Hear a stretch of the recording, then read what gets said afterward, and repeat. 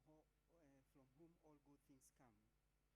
We commit the new program, Masters in Hospitality Business Management, to you. Bless the faculty and the managers of the program. Grant them wisdom and resilience needed to put the new program on its feet. Bless the current and the future students. Bless their families. May they be good agents of transformation and growth conceived in this program. Bless all our partners and benefactors. Together and through your help, Father, we will scale high in revitalizing the tourism and hospitality industry from the academia. May you guide the deliberations of this forum. We ask this through Christ our Lord. And may the blessing of the Almighty God, the Father, the Son, and the Holy Spirit descend upon you and remain always with you.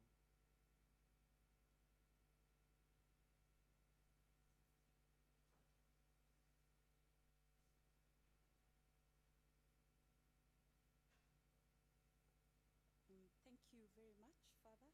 We appreciate the blessing. We want to welcome all of you once again, and we really wish to thank you for taking your time to come and celebrate with us, to come and rejoice with us as we celebrate this huge milestone. We're particularly thankful for the industry players, for each one of you who took time to make this program a reality. We recognize each of your contributions, and we are particularly grateful. I wish to mention a few names. We thank the Vice Chancellor for taking your time to be with us, the Vice Chancellor designate, the Deputy Vice Chancellors who are present here with us. We also have a virtual audience for which we are very thankful that they are joining us from wherever they are.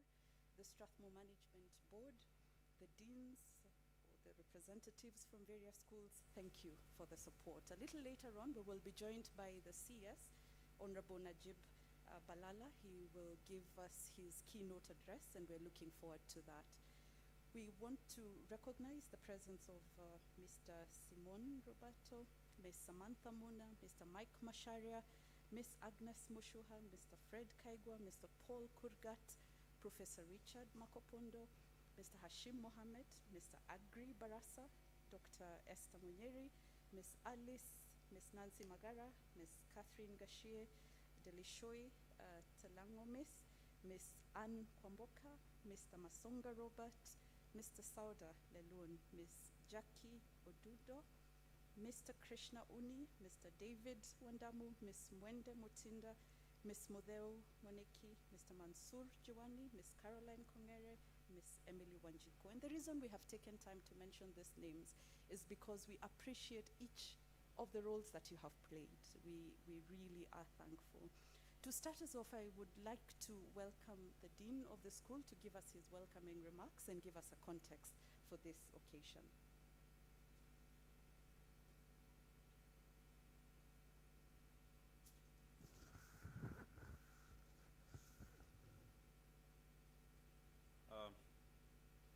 Thank you, MC Dr. Beatrice Njeru.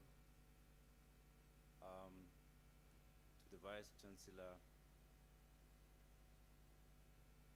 Professor John Odhiambo, to the Deputy Vice Chancellors, the Vice Chancellor designate, the deans present, professors who are with us here today, the industry players whose names have been mentioned here today, colleagues who are here from the university fraternity, students who are here as well, the potential students who are here as well. It's my pleasure to welcome you to Strathmore University today. It's a special moment for us at the School of Tourism Hospitality, not for many reasons, but for one main reason. And we are having this meeting over the pandemic period as a clear testimony of our commitment. I'm told to give a context. Now, our meeting today is designed for one purpose. And you spent your time not just to come and witness, to actually contribute to it. And then today, our focus at the School of Tourism Hospitality has just moved a little higher. Now, this commitment is just a double effort that we're making. Now, it's really clear, it's all over today. And it's known to almost every one of us that the tourism hospitality sector is the most hit globally. I mean, it's the most hit globally. Being most hit globally, and it's the target of development moving forward world over, and more so in Africa, then it means we couldn't just rest. And we refused to rest. We've had quite thoughts at the school, and we said, this is the time now to create the transformation and the change. And it's going to start today in terms of discussions, but not just in terms of discussions. It's looking for solutions, because that's the role of a great university. That's where Strathmore stands. And we are going to make the discussions, and our model is to work with industry players every time, every day. That's our manifestation, and that's what we're doing. And that's why you see a large number that are in the room today are coming from the industry. This is your program. So apart from deliberating and talking and finding solutions, we are also going to give a commitment today. And our commitment today is creating one of its kind program in the region. This has been thought for the last 9 months. I mean, we've got quite a team of drafters spending all their selfless time. And here we are. Now, we could not just do it any other time apart from today. And as I've said, on this commitment that all of us will be witnessing today and contributing, the title on transformation, the title on resilience, the recovery, will be driven by the human capital. And all of our university is in context. How do you create that human capital that's going to bring that recovery, resilience, and a change? Because Strathmore University will not rest anyway until we make the change. So that's why we're attracting here today. That's the context of this meeting. That's the vigor that we're going to have in this meeting. And the speeches that we're going to have today will be inspirational into the same. We'll have the Vice Chancellor, Professor John Odhiambo, speak to inspire us along that direction. We'll have the CS with us from a strategic point, inspiring into the same. We'll have the industry representatives speak to inspire into the same. Then we move forward into the launch of the program. Then the journey begins into that deep transformation, recovery, and resilience. At this point in time, therefore, I would request Professor John Odhiambo, the University Vice Chancellor, to give us his inspirational speech. Professor Odhiambo, you're welcome.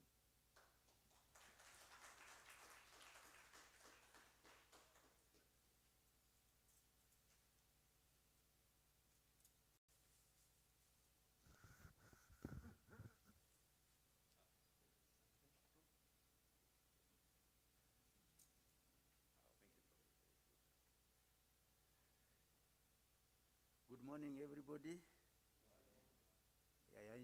It's always good, especially during times like this, to create opportunity for us to be together, at least for a brief moment like this one. And so I'm very pleased to be here to see my colleagues, to see our visitors, and I commend the people that have put this together, because it's a unique opportunity to bring us together at times like this. So I'm not here for a ceremonial purpose. The VC of Strathmore, in his terms of reference, does not have that role of performing ceremonies. So I'm here because I'm among friends, I'm among colleagues, I'm among our visitors for a very important purpose. And the purpose that we are here for, of launching this new master's program in hospitality management is an important milestone in the growth of Strathmore University, and that makes us all very happy and helps us to refocus and look ahead to great things.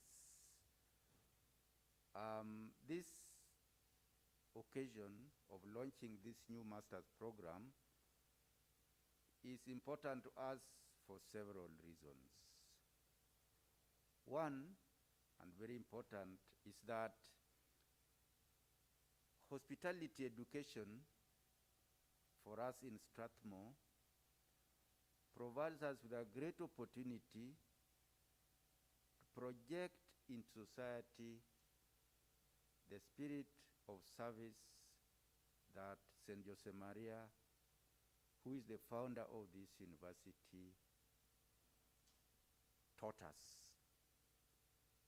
And so we are responding to the inspiration of St. Josemaria to start a university, and he taught that a university or school that does not serve society is not a university at all.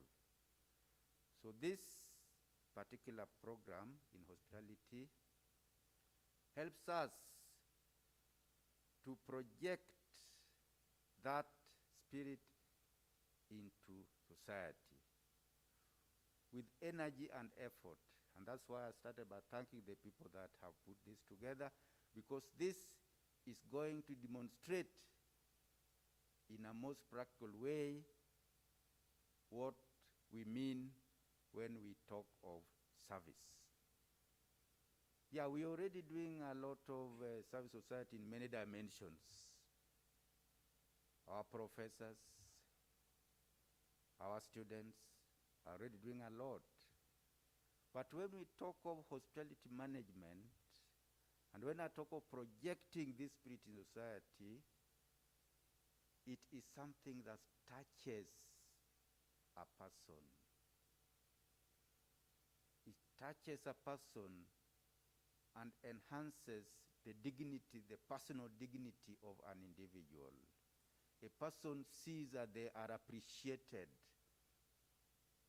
that they are important, that they need a space of peace where they can enjoy themselves in looking up to God. Because even when you want to relate with God, you need a quiet, peaceful, clean environment. So when we went into hospitality education, that is what inspired us.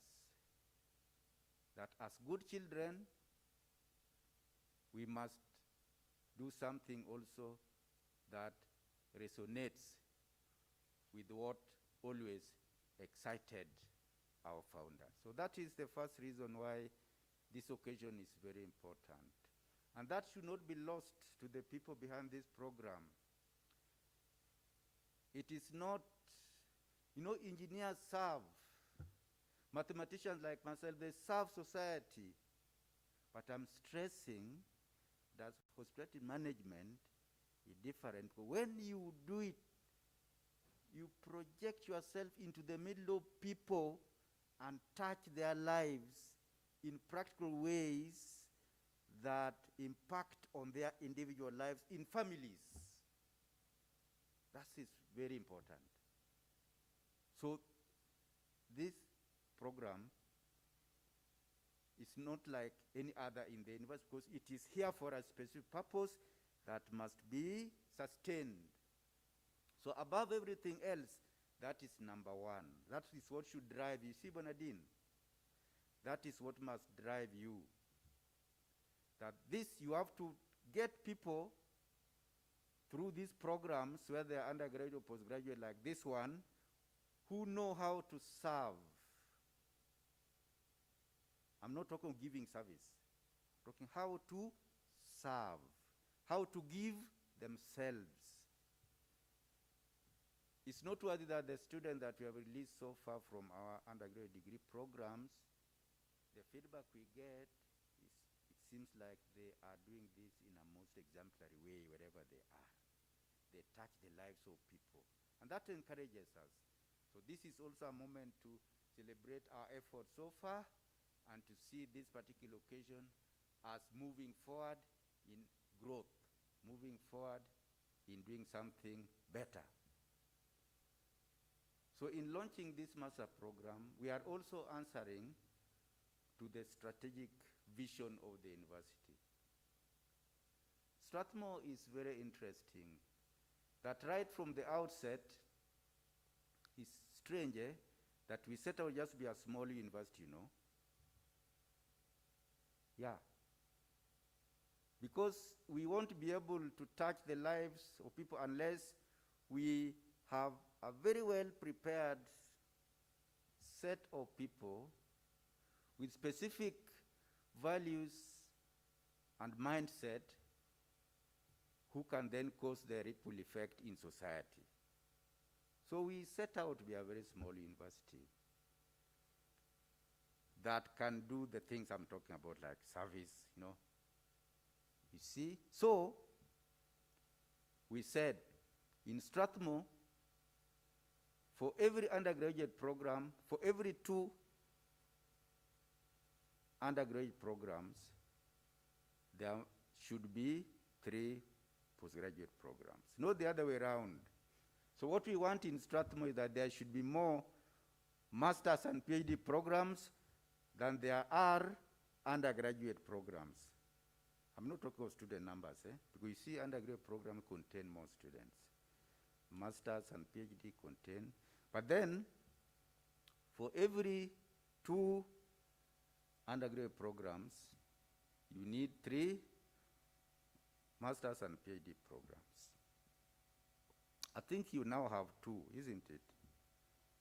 You have 2, so you, this is your first master's. You need another 2 immediately. Because that is the way Strathmore is planned to grow. Why did we plan it that way? Because we would like to lay foundation for practical research, research that serves our country, research that helps our government be effective, to give services to our people. You understand? Challenge-driven research, application-driven research. So we wanted it to be that way so that we are a university that gives education at the basic level, but also is very active in conducting research that informs the way our country operates economically and socially. You see, so that's a very important thing to know. So this is a milestone. It's a milestone in that direction that we are launching a master's program of this type. In Strathmore, we encourage, as a very important element of our curriculum development, collaboration with industry and government. For us, we are an entrepreneurial university, so the government we see as our partner, whom we serve, but also must provide us with the environment we need. So we have demands, but we have also education that we give through our research. Is a commitment. It's actually a requirement that a good university should do good research that can help the government in providing services to our people be competitive. So if we just teaching here and doing academic research, then we are not serving that purpose. Academic research is commendable, but then we must also bring it down to serve the purposes of our government. In order to achieve that, we cannot do it alone. We must work very closely with the industry. You see how the triple helix comes in? But the triple helix that I have in mind is not the traditional one, not the one where the government in the center and the university in periphery and the industries are pushing from the side. No, it's where the university is in the center and is bringing the government, bringing industry to do something that is good for Kenya. You understand? This is very critical. It is time that model changes, that the university is the center, the new Odhiambo triple helix. You understand? Yeah, where Strathmore is in the middle, to other universities do the same. We want them to do the same. And we work with government, with industry, so that together we make Kenya a competitive economy. You see, we keep saying, we lower middle class. And then we expect the planners in the ministry to do that. No. The university must see their role as working in industry to make sure that we become middle class in the next 5 years.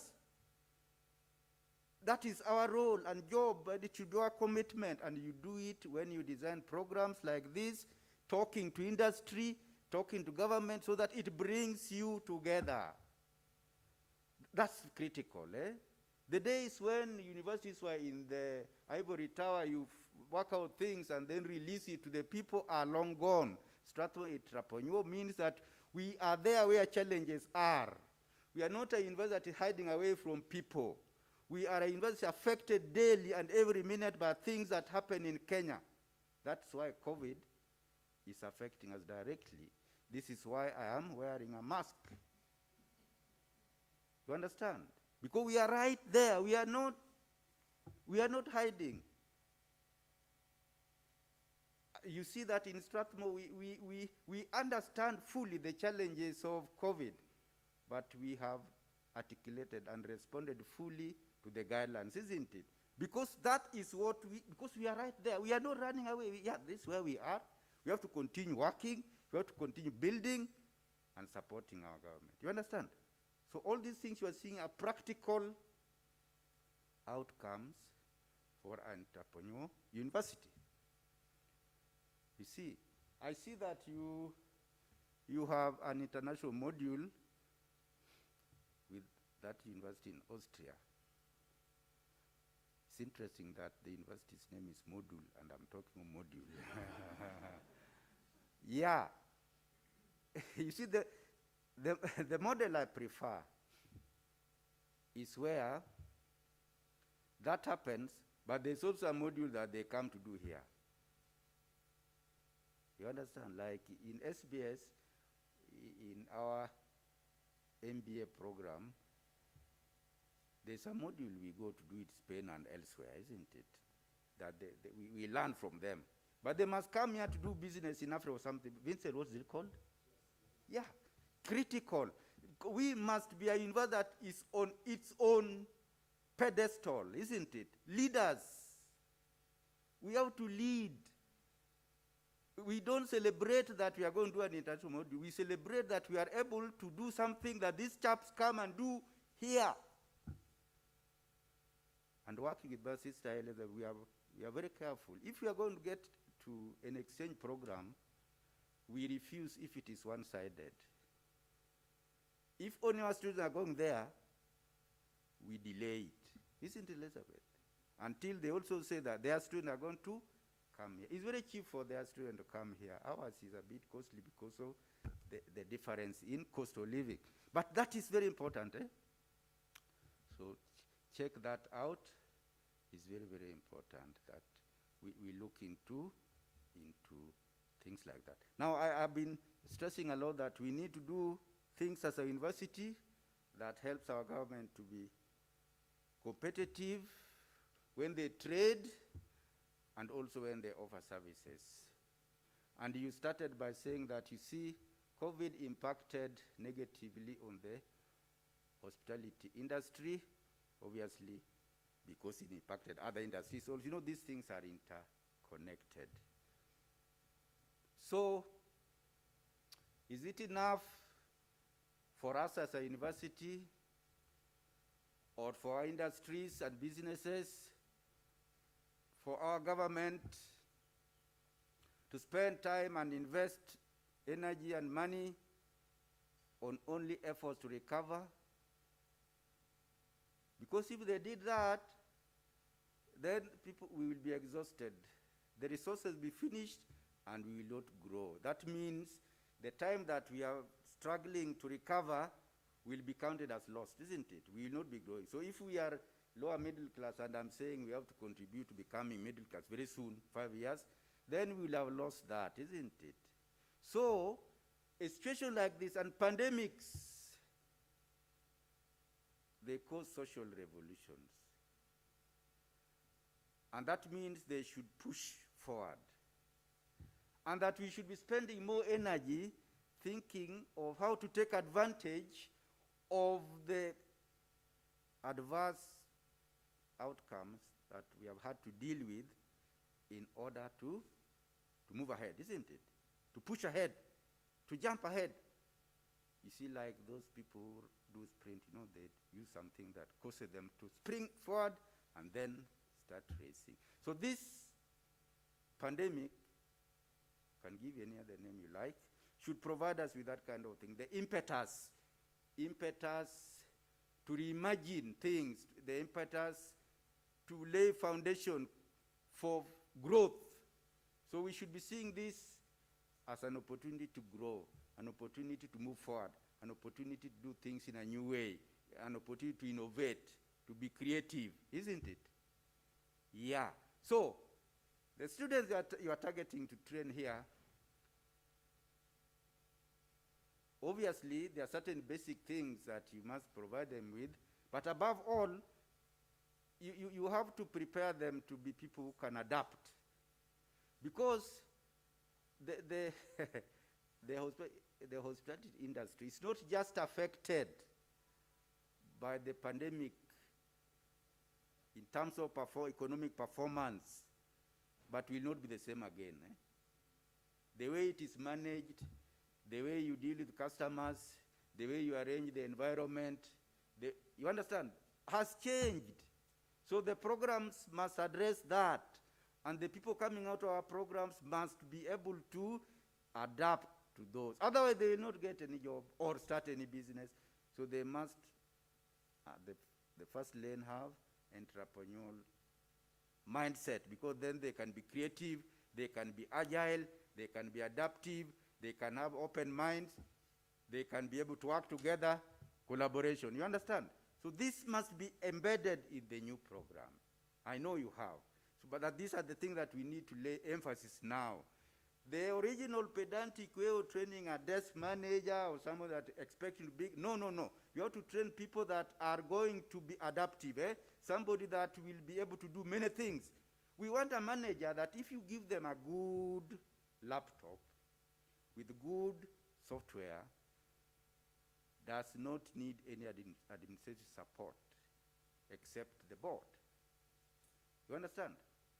The idea of a manager having a chain of people eating their tea should be done in a different way.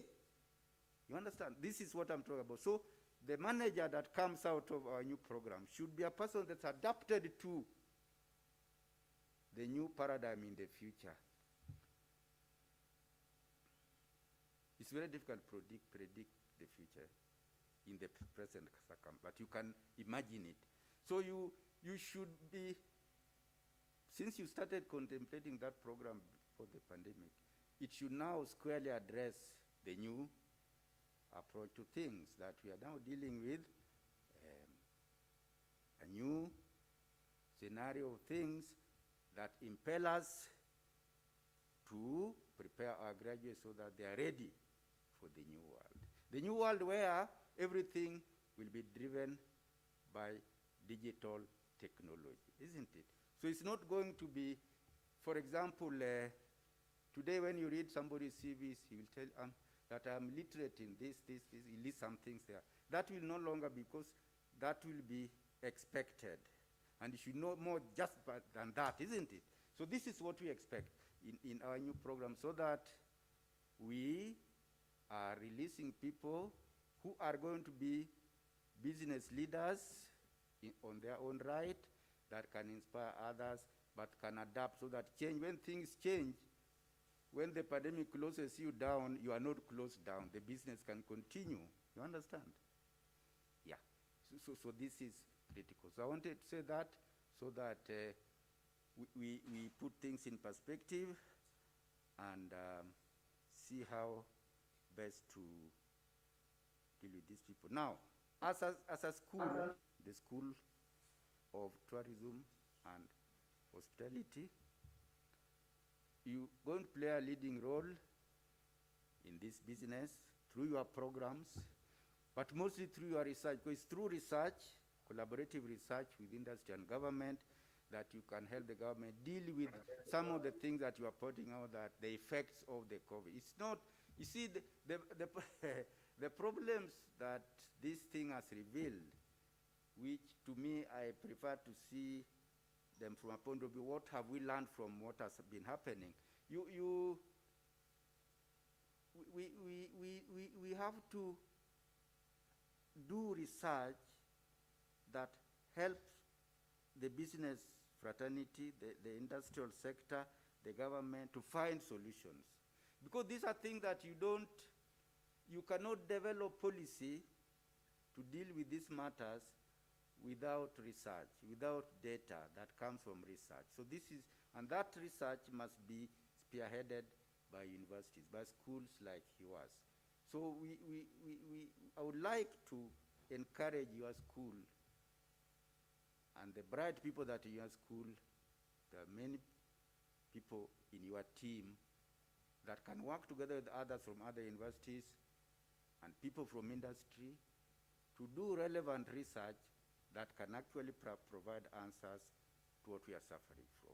You see, I was telling you one day that there's something not exactly correct, that when we plan our hospitality industry in the country, it's like it is deliberately aimed at the people coming from outside the country, Europe, America, Asia, and so on. So everything, the facilities, the design, the planning, the costing is done with that in mind. And that a Kenyan, a whole professor, eminent one, is not addressed. You know, you cannot, if I want to go for holiday, I am not catered for. They think they do, but you see, they say, now, this time, because pandemic has come, we want to encourage domestic tourism. Is that now when they're beginning to think about me, an eminent professor, you see? You see, Beatrice, this is true, isn't it? It's not acceptable that I, as an eminent professor of mathematics in the world, can only be thought about when the pandemic has set in and caused everything to fail. The planning should be such that I am catered, because surely after working hard, doing mathematics good for the country, I need a holiday, isn't it? They should plan with that in mind. So that if these facilities can satisfy the bright Kenyan, the hard-working Kenyans work so hard, right from grassroots, we work so hard. Each one, after working that hard, you need a holiday. The planning should plan with that in mind, so that the people coming from outside come to benefit from the good things that has been done for Kenyans. No, the other way around. This is a shift. It requires research. You have to support this with data. So my challenge to you, final challenge, I've been challenging you throughout. Final challenge is that we need, as a university, to conduct research, collaborative research, together with industry and government, to provide new solutions that will gear more towards providing quality services to Kenyans and invite other people to partake in the good things that Kenyans are enjoying. Critical, eh? They'll say this fellow does not know what he's talking about. I know fully what I'm talking about. But it's critical. So we have to you cannot do it politically or shouting like I'm shouting. No. You have to do research. Data science, machine learning, then you inform the decision making, then there can be a shift in policy. Do that, you will be a proper school of tourism and hospitality that will be leading. Otherwise, we remain like this. So work with our Institute of Family Studies, your school. You know we have an Institute of Family Studies in the university. Institute of Family Studies and Ethics. It's a powerful institute. So that together you can do research that reveal and bring to the fore opportunities for family holidays. I believe strongly Kenyans, like after this pandemic, people have suffered. People have worked hard. In the university now, an average lecturer is doing almost 1.5 more work that they were doing before. It's not enough, Elizabeth, my close colleague, to now give them leave. That, okay, you now, because you've been working, so I take a month's leave. We would like them to go leave. They have to rest. But they are going to rest where? To go to the village where there are more issues? So we have to do research that will support the idea that employers can actually, in giving people, can also promote and foster holidaying in Kenya. People must take time to rest. After Kenyans work so hard. We are a very resilient nation. But we need to have an opportunity to rest. And as I complete, I'm going to insist that my team, the VCD, the deputies, we all of us go on holiday, not on leave. On holiday, then we will find time to look after this place for a brief moment. So when we return, we'll have a lot of energy. You understand? But this, for that to policy shift, for that shift in way of doing things, we have to support it with data, because it has to be something that can be financed, something that we can articulate its values, and so on. Very good. So if you allowed me to go on, I could derail you. So let me stop here, because, you know, in the pandemic era, we are meant to be generating ideas, to be innovative, to be imaginative. So I can go on imagining. So I think let me stop there. Let my imagination come to a close at this moment. And I wish you a very successful launch of this program. We think that it is bound to succeed. It is bound to succeed. Thank you very much.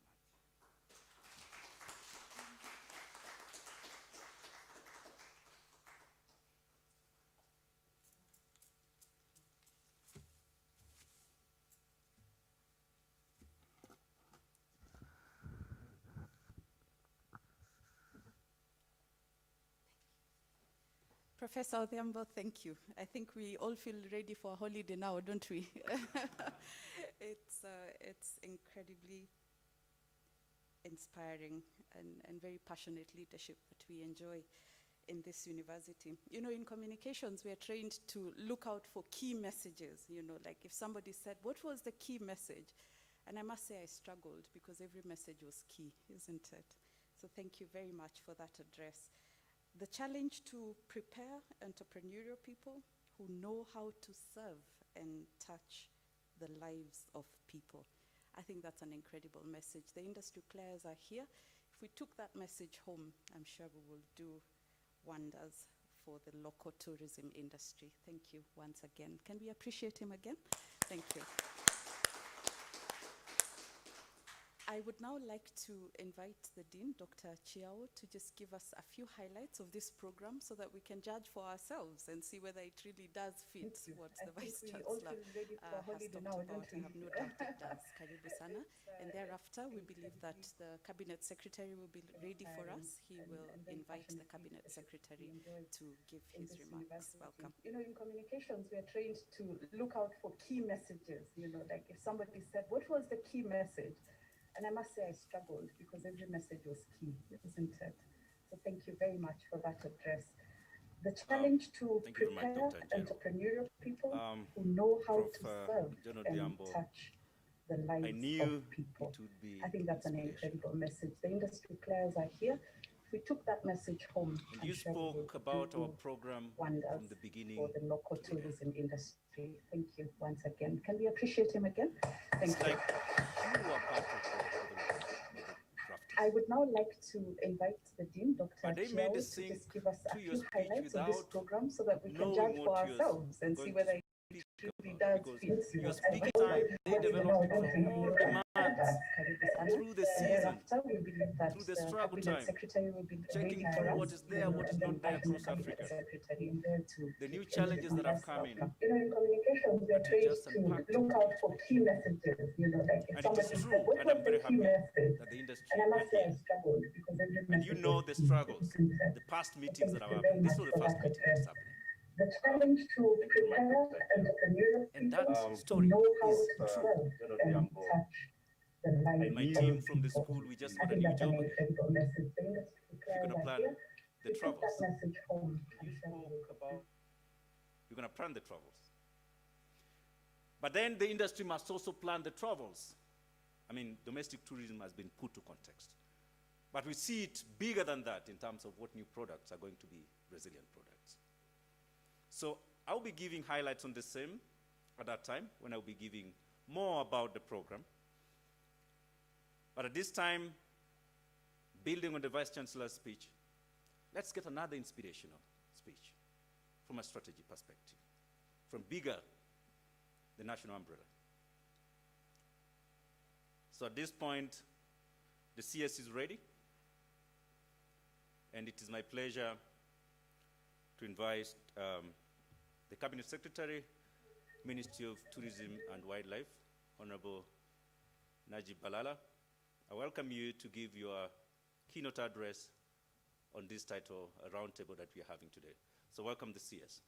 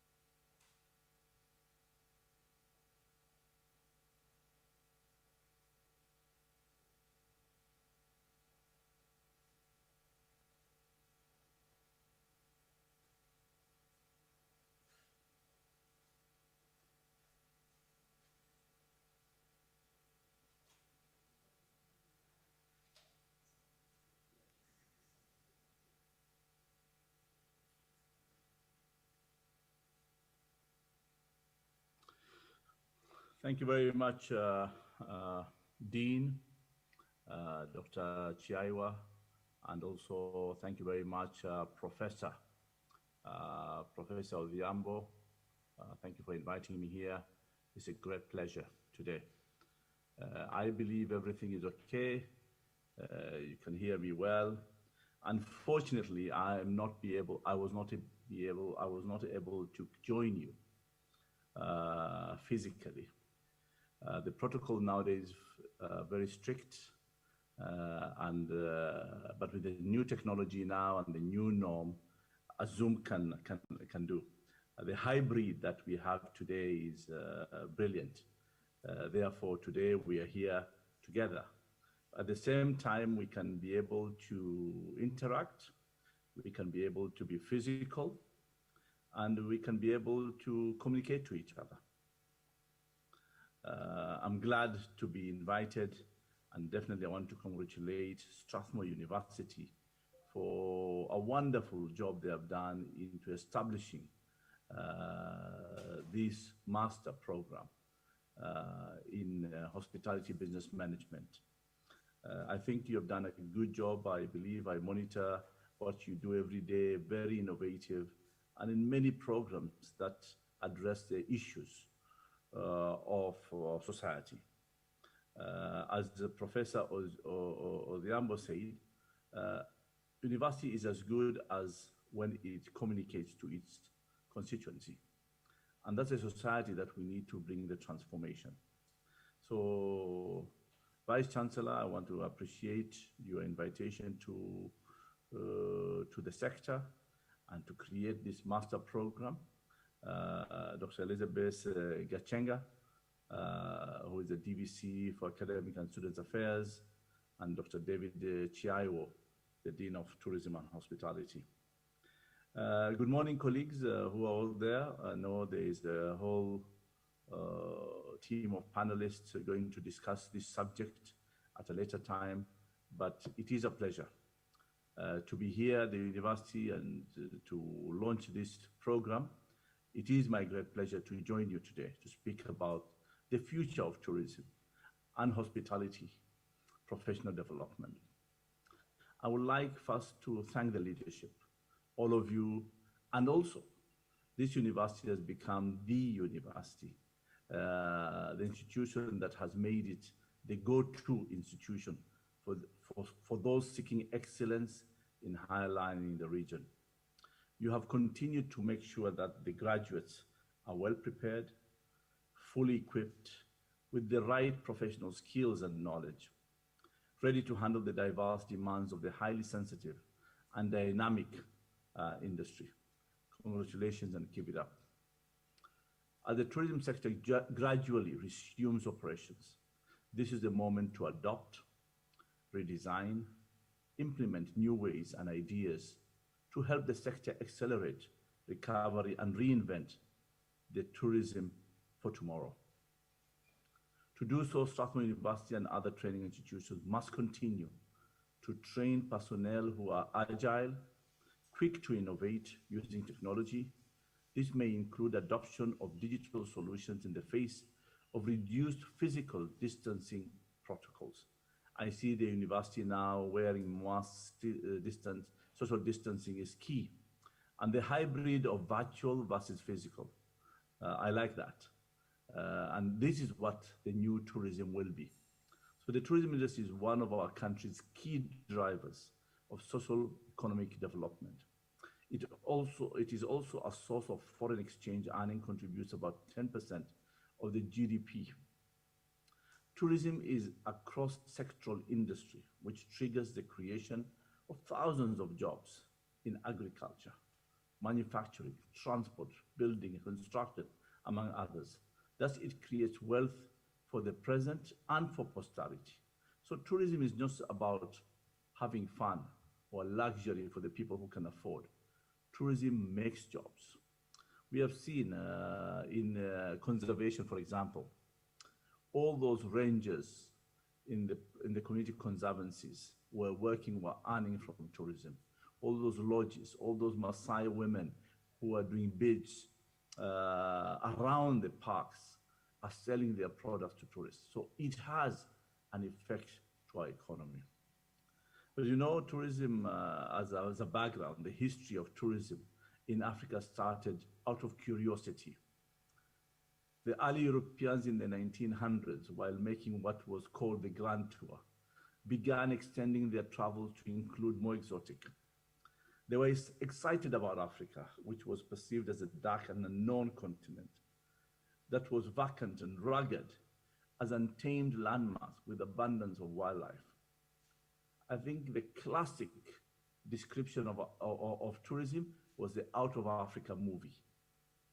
It shows about beauty of Africa, uncharted and romantic place that you need to come, but you come only for once in a lifetime.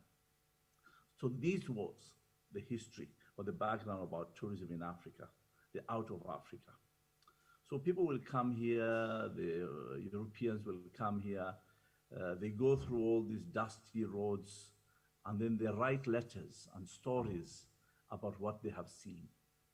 And that was the curiosity that people got.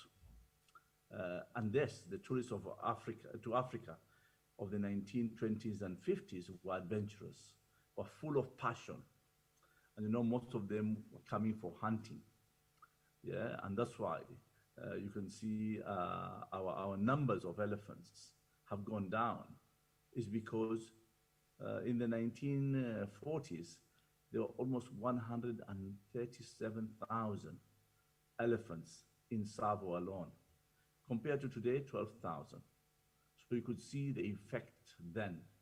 That's why we are grateful that we don't have hunting in Kenya, and this sector is regulated so that we can be able to appreciate what nature is all about. Tourism in Kenya has a long-standing tradition, and in fact was better developed than any other East African country or our neighbors, for that matter. initially who served in the tourism sector, including those who were trained at Italy. I think before the tourism service industry was developed by only the vocational training, and it's being perceived as just about, again, it's about just waiters and cooks and cleaners and housekeeping. But I think as we develop the tourism industry and the way it has developed today, you know, globally, the tourism industry, we have tourism people traveling, 1.4 billion people travel every year. It's a huge industry. It's 10% of the global GDP. So it is sophisticated. It's not just about, you could see training people on how to cook or how to spread or clean up the rooms, or otherwise just how to serve a drink. No, I think it's more sophisticated. And I'm glad today that Strathmore University has developed a master program for the sector. Yes, it is important to develop such things, because this is how you are now transforming to transformation, to sophistication of the sector. There's an American writer who said, Alvin Toffler, that the illiterate of the 21st century will not be those who cannot read or write, but those who cannot learn, unlearn, and relearn. So we need a lot of adaptation on reskilling, retraining, innovation. So we need to be competitive. When you see countries that have 10 million visitors and 20 million visitors, look at Spain. 2019, it has 83 million people who visited Spain. France, 76 million people. Turkey is almost 50 million people who visit. And countries like Dubai, which technically is a shopping mall and a desert, it has almost 14 million people who visited that country. Yeah? And that's why we need to rethink. Despite we want high end and we want quality, yeah, but we need the numbers, because that is what we're going to sustain our GDP and our economy. Well, the personnel of tomorrow in this sector will need to be passionate. And that is the difference of tourism. It's about passion. Yeah, I know sometimes people today is about just getting a degree or just getting papers and get a job. Yeah, the tourism industry is unique because it's physical service, it's an image, it's interaction. It's not sitting in your room, and I agree with Professor Odhiambo that you need to serve. Physically, you need to appear. So you make a difference. So that passion needs to be seen in your eyes, in your presentation. Those are the things that you need. And then it is a multitasking sector. You cannot say that I'm a waiter, and then when you're told, how many rooms does this hotel have? You don't know. You must be the marketer. Again, you must be the security officer. You must be everything of that unit. That is the multitasking we are looking for. So it is important for us to be agile, to be innovative, to be aggressive, to think out of the box. And let me tell you, if you don't think out of the box, you don't survive. Yeah, technology is key. Technology is key. Without technology, if you're not in the platform where somebody can do the bookings, the booking platforms, yeah, or you're not in the marketing platforms, yeah, or you're not in the consumer trip advisor, I think you're lost. And more coming, more innovation will come in. This is just the beginning of innovation. Because imagine now we are using 2G and 3G. What happens if we are 5G? Things will move faster. Nowadays, we hardly go out. We eat at home.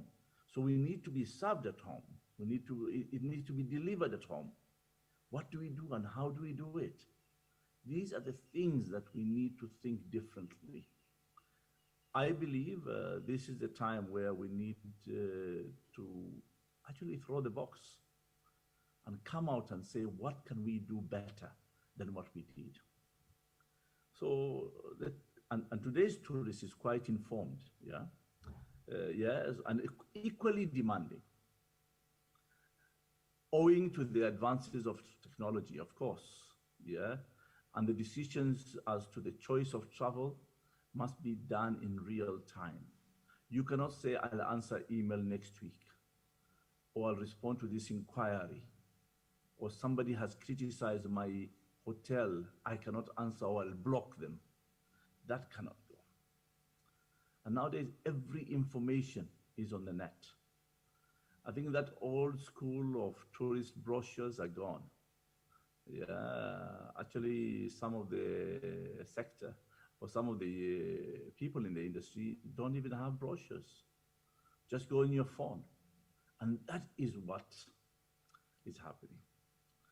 Here in Kenya, in terms of beach and safari, we are getting competition. And not necessarily to be a real competition. For example, the word safari is used in different perspectives. Every trip is a safari, for example, the desert safari, what we have seen in Dubai. Yeah, all that word is being misused or used in different perspectives. So we need to be competitive. Beach destinations are highly competitive. Yeah, and definitely I can assure you the three fundamentals that we must put in place. Number one is security and the perception of security and the reality of the security and the feel of not to fear to come to Africa. That's one key thing. Number two is infrastructure. Those days of rugged safaris are gone. People don't want to come and break their backs and think that when they come and they have a road that is broken and problems and all these ugly, dirty things in front of our faces as tourists, people will come. They'll come only once. People don't want to see agony of poverty and also difficulties of people's life. They want to see originality. They want to see real people. They want to see different cultures, but not the bad things. And then number three is they want information. That information must be marketing. Aggressive marketing is required. So that is what we should do.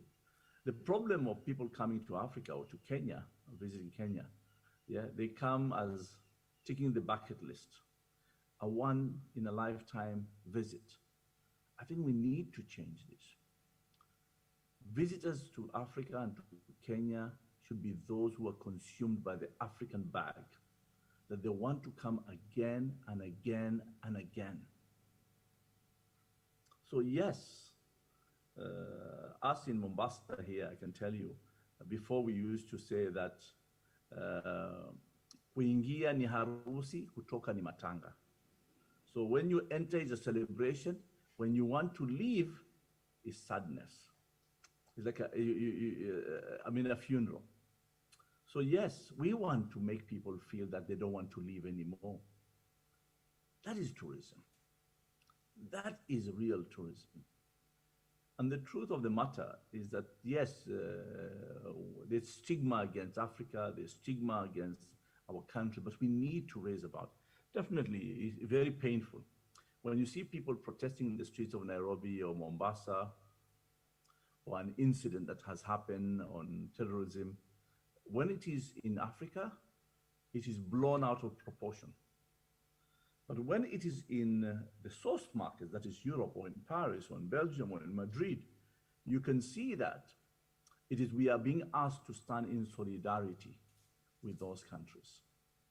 It is so sad that the imbalance or biasness of media and the rest that these things have to go that way. But yes, as we want to move forward, we want to make sure that things are happening in the right way. But the beauty about tourism is a consumption industry. Yeah, it consumes. So everyone and everywhere is being touched by this sector. And the future of tomorrow's tourism is green. We must be sensitive on the environment. We must be sensitive to local communities. We must respect cultures of people when we visit them. We must be sensitive in everything what we do. So the footprint must be sensitive. So those are the things that we need to promote. And probably this is the time, and I always push hard, that this is a time, the opportunity for Africa, where there's an opportunity to transform. Yeah, it's not just a paint of coat, a coat of paint just goes there and you just say, I have improved. But yes, it's also, you need to transform. Yeah, that is what you need to do. So these are the things we need to do. And you know, today's tourist is not just about a hotel bed or how many beds you have, is what is the experience offered. These are things that are real. And we need to appreciate that people want beyond just the hardware or the physical thing. They want to feel that when they go home, they remember what they have enjoyed and what value it has brought to their lives. Yeah, so this is very important that we need to propagate and to make sure there's a difference in that. But definitely, I want to appreciate what Strathmore has done, pushing very hard for transformation in the sector. As I told you before, it's just about passion. Nowadays, it's more sophisticated, this sector.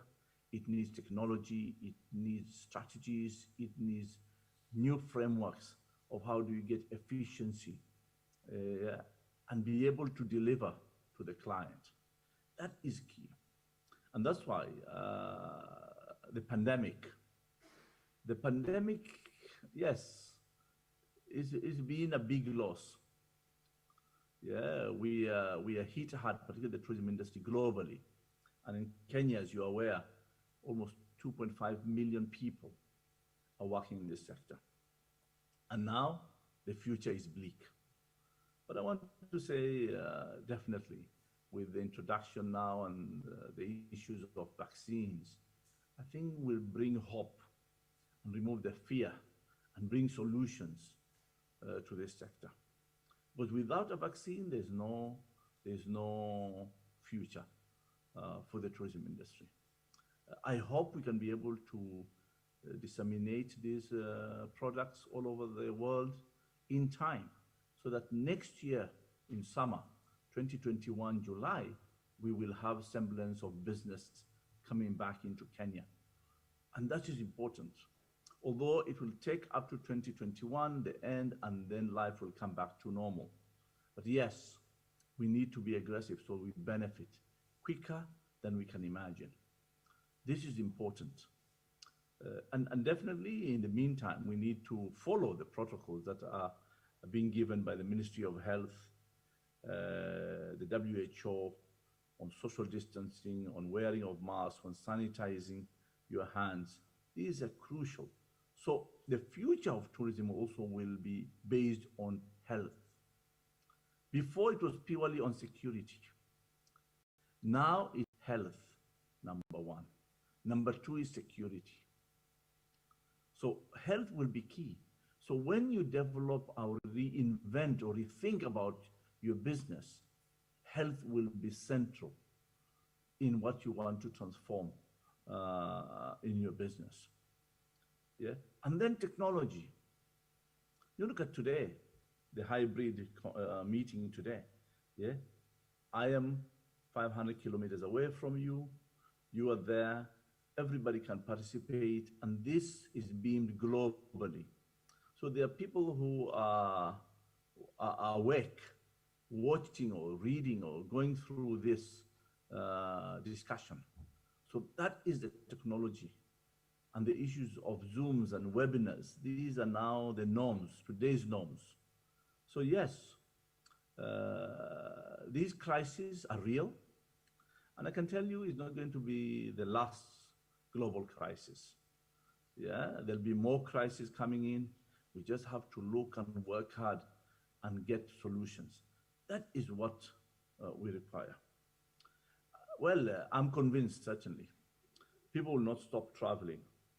But again, today is only temporary, is fear and lack of immediate solution to the threat.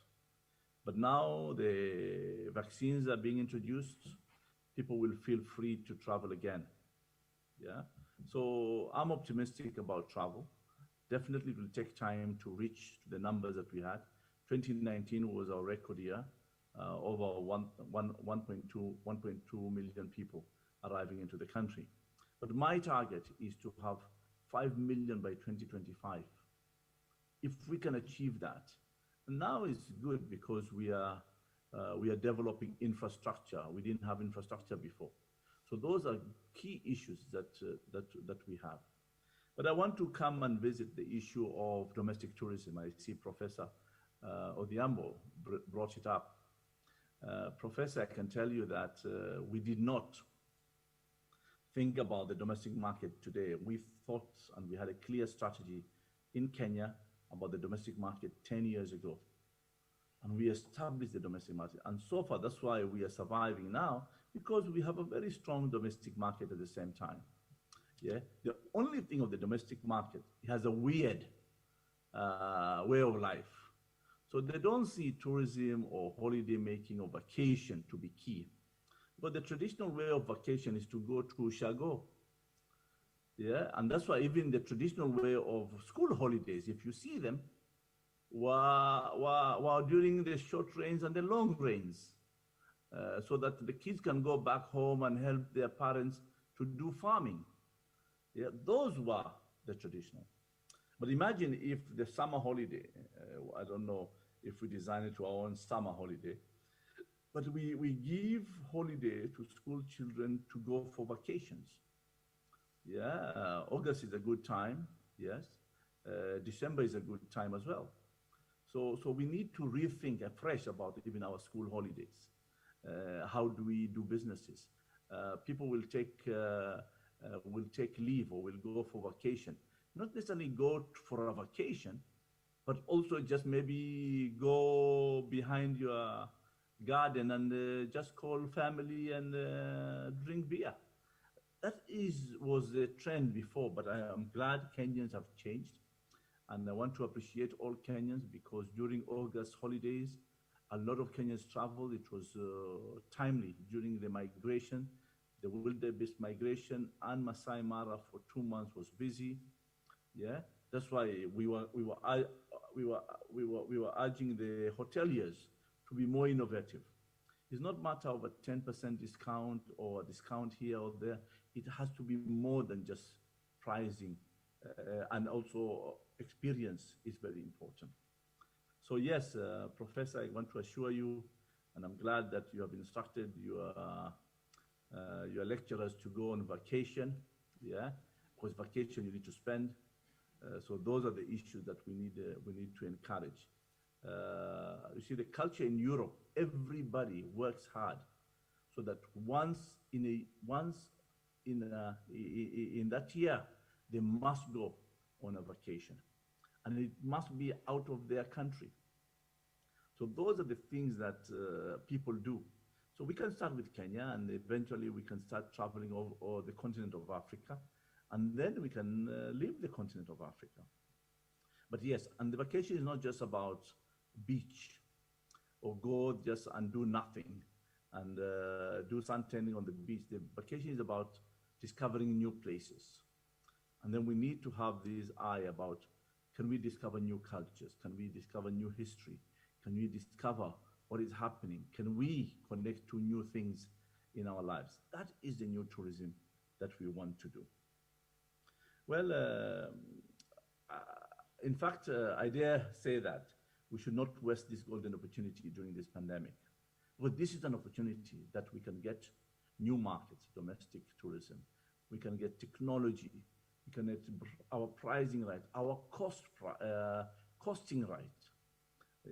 But it's about innovation and technology. This is where the sector will move forward. It is my hope that this roundtable will explore other robust and timely strategies that we can apply to steer the tourism sector on the recovery path post-COVID-19. I see the panel is quite rich with people with experience and knowledge. And definitely, I think this is an opportunity the university should take and engage the sector. I think this is the time, as Professor said, this is the time you engage, you become in the center.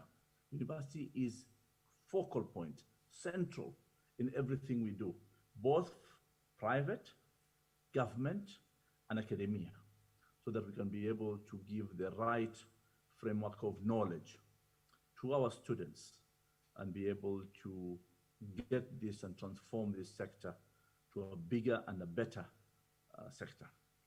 It is now my singular honor to declare the Master in Hospitality Business Management program at Strathmore University officially launched. Finally, for those very many remarks, I would like to wish the panelists fruitful deliberation as we strive to learn, unlearn, and relearn for Kenya's tourism and hospitality of tomorrow. Thank you very much.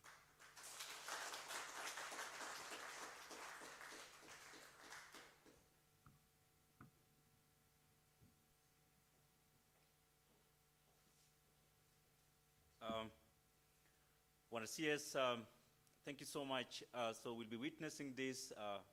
Our Vice Chancellor, Prof. John Odhiambo, will just move to the area. Vice Chancellor designate Dr.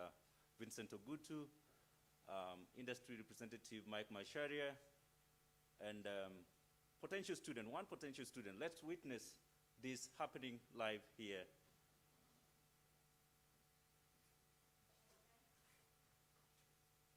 Karo Kongere.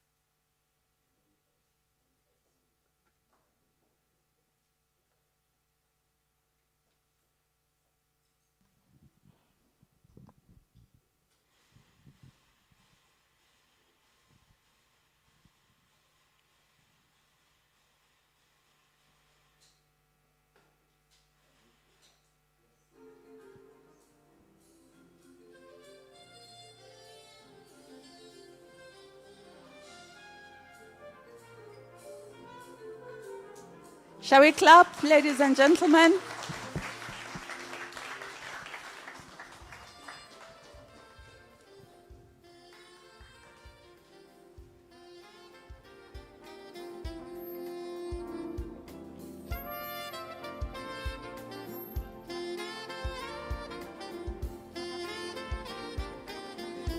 Ladies and gentlemen, if we could be upstanding for the lovely launch.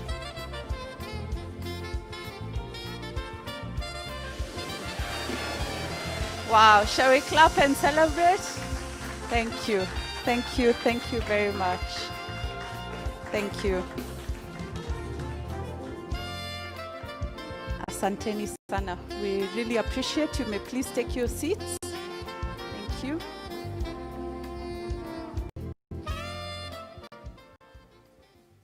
Dean, I hope we can now ask for application forms for the course. All right. Please welcome.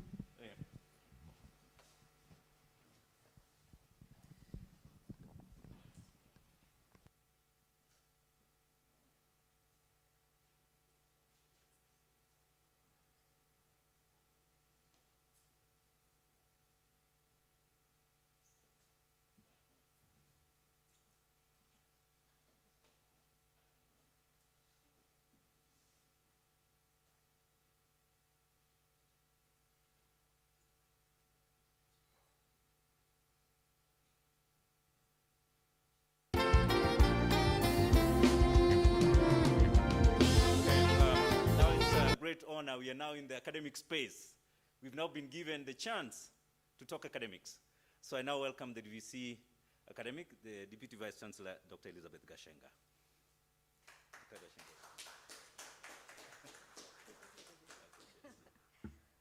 Gashenga. Thank you very much, Dr. Chiao. To the Vice Chancellor, the Vice Chancellor designate, my colleagues in the Management Board, distinguished ladies and gentlemen, and in a particular way, our industry partners. I see Mr. Simon here, and he'll remember that not too long ago, we were very happy to be having a super breakfast at Kempinski. And unfortunately now, now we're moving towards virtual breakfasts because of the issues we're having. But anyhow, I'm certain when things settle down, we'll come for a super lunch. Allow me also to welcome our latest baby to the university. That's our Master in Hospitality Business Management. I could see Dr. Ogutu looking at me like, do we have a baby? Yes, now we have this little baby called the Master in Hospitality Business Management. Now, the Vice Chancellor gave us a very inspirational perspective of where the program fits in the bigger context of the university. So what I'm going to do is to now come down to the context of the program in terms of the rest of our programs and where it sits in our curriculum, the thinking behind the development of this program, before Dr. Chao comes in to now delve into the nitty-gritties of the program. And then afterwards, we look forward to getting some perspective from the panel that's going to be joining us.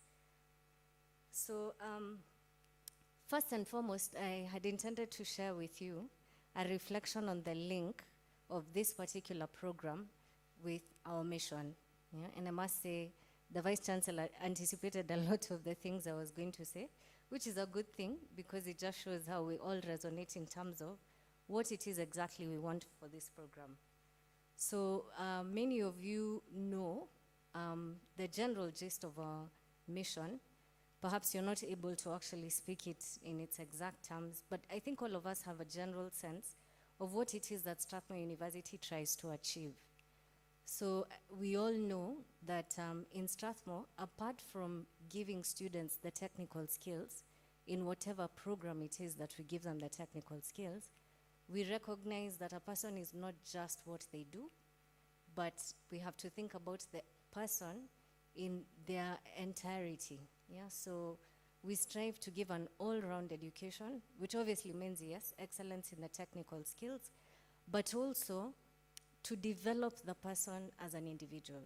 Because ultimately, you could have the technical expertise, but if you come out as a person who is corrupt, for instance, or a person who does not appreciate social skills, or what it is that the service that the Vice Chancellor was talking about, and that also I'm glad to see that the CS also touched on, then we're lacking something critical in the individual.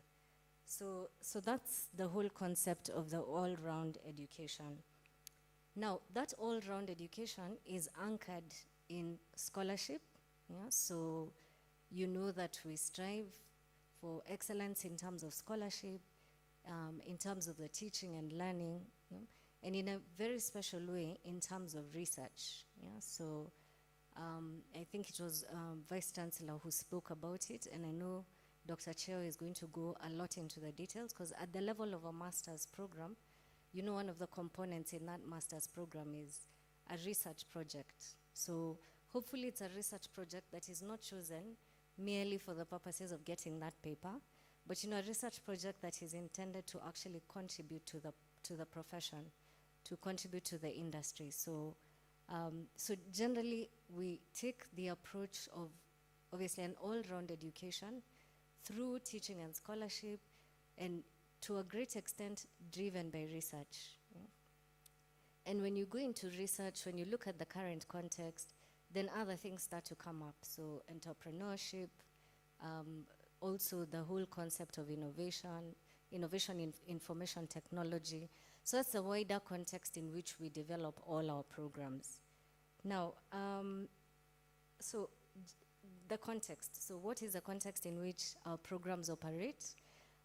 You probably have heard that at Strathmore University, there's a lot of respect for freedom and responsibility. Yeah? So sometimes the reputation we have is that we police.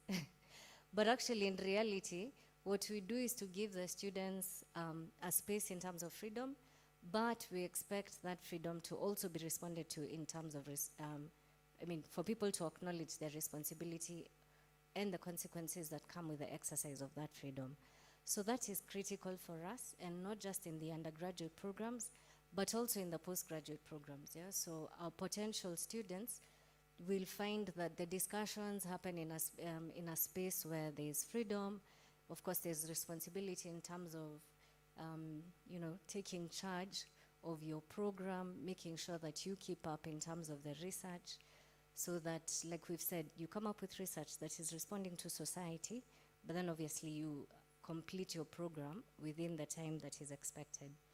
Now, another contextual environment for programs is the whole concept of ethical practice. Yeah? So I think that's something which Strathmore is known for, in terms of we strive as much as possible to make sure that the people who leave our programs are people who are very conscious of the importance of ethics, so that as I was explaining earlier on, we're not just churning people into the industry, but we're churning people who hopefully contribute to the society and the good of the society. And I think we all know that one of the challenges of the Kenyan society is that whole concept of the importance of ethics and the importance of the assimilation of ethics by each individual. Incidentally, that's the theme for, that's our theme for the current year. So we've been having a lot of discussion in terms of being good, doing more, and fighting corruption. Yeah? So each of us understanding the contribution that we make to fighting corruption. Now, hospitality in the context of service to society. So our mission is geared towards serving society. So all the things that we do ultimately are for the good of society. And I think the Vice Chancellor really emphasized that point. And I wanted to share with you a reflection that, one of the reflections which has driven us to develop this program, and that actually is behind the spirit of the School of Tourism and Hospitality. And it's based on the fact that if we think about all the professions, generally, all the professions eventually end up at the service of the individual. So no matter how technical the program may seem, no matter how removed it may seem to the person, so think about the manufacturing industry, sometimes you don't see the individual immediately, but ultimately all these things are being done for the purposes of serving that individual person in society. Now, if you think about hospitality, hospitality is one of those areas that has a critical and very obvious focus on the individual person. Yeah? And that, for us, makes this program have a very special place in our hearts. Yeah? So for the other deans who might be here present, physically, or those who may be watching me virtually, to not to imagine that I am favoring one particular school, but I think all of us agree that in terms of what it is that we stand for, in terms of one of our critical values, which is the personalized attention, this particular program and this particular, or shall I say the programs in this particular school, respond in a very obvious way to that centrality of the person. Yeah? So a clear focus on the individual. And that's something which is important to keep in mind at the back of our minds, so that then we don't see the program merely as a fulfillment of certain requirements of the program, making sure that we meet the requirements of the program so as to be able to get that paper, which hopefully will get us promoted. I think it's critical for us to keep that in mind and to ensure that ultimately that's what the program will churn out. Yeah? So individuals who appreciate that greater calling in terms of service to society. I think C.S. Balala actually spoke to this. Remember when he was talking about tourism, I was happy to hear him say tourism and hospitality, to say how it's no longer a case of the material tasks. I think he referred to the waiter who probably only sees their particular responsibility, but that we have to think about these programs in the wider context of looking after the environment, looking after the local communities, and of course looking after each particular individual. So let's have a broader mind with respect to understanding not just this particular program, but also the entire industry, so that we really and truly go to the root of what it is that the industry seeks to achieve. Now, having said that, I think you'll all agree with me, and you'll all agree with me that unfortunately there may be a misperception in society with respect to this particular industry. Yeah, so I think historically you'll appreciate that, you know, with the coming of the Industrial Revolution and the efficiency in terms of production of goods, work tended to be separated into very specific tasks. Yeah, so I think all of us who've watched those movies of Charles Dickens or preferably read the books, remember the context in which work was turned into like a production line, yeah, where each individual had a particular task in the production line. And unfortunately that led sometimes to the individual losing sight of the bigger picture, yeah, so that they'd end up, as yes, Balala was telling us, perhaps thinking only about their particular task and not looking at the bigger picture. So that's the perception in society that we want to change. Yeah? So sometimes in the hospitality industry, sometimes it's reduced to the material tasks of the hospitality management space. Yeah? So, and maybe sometimes that's why it's not well appreciated, that people see it as, you know, equivalent to that material task that you have to do at that particular moment. Yeah, which could be cooking, housekeeping, laundry, which are very critical components of the hospitality industry, but taken individually and not within the bigger context, can seem like very mundane tasks, you know, very mundane tasks which perhaps the majority of the people think, you know, this really and truly is not my thing. Yeah? So if we transcend that materiality, pardon me if I'm beginning to sound philosophical, it's because of the passion for the program, and it's linked within that value of ours that is personalized attention. If we go above it, then we start to see that this is one of those industries that is resonating with one of the critical values of Strathmore University, which is an all-round development of the person. And if hospitality sees itself in that context, then of course it sees that its contribution is very special because it looks after the overall well-being of the individual. Yeah? As the Vice Chancellor told us, it's critical that individuals are looked after, both physically, yeah, in all aspects, yeah, spiritually, etc. And I think we all know that sometimes when the hospitality tasks or issues are not well looked after, it becomes very difficult for you to rest, yeah, or very difficult for you to regain energies in the wider context. Yeah? So, for example, if the guests had come not having had breakfast in their houses, then they arrive at Strathmore University, and unfortunately there's nothing offered. Yeah? Perhaps we'd be sitting here just simply thinking, I'm hungry. Yeah? When is that breakthrough so that I go and have something else? So you start to see that when you contextualize it in a bigger picture, you really and truly start to appreciate that that this actually speaks to the good of the whole person. Yeah. So I think if we keep thinking in that context, and if we keep sending that message to the society, little by little we're going to change that perception, which unfortunately works against the hospitality industry and perhaps also works against its growth.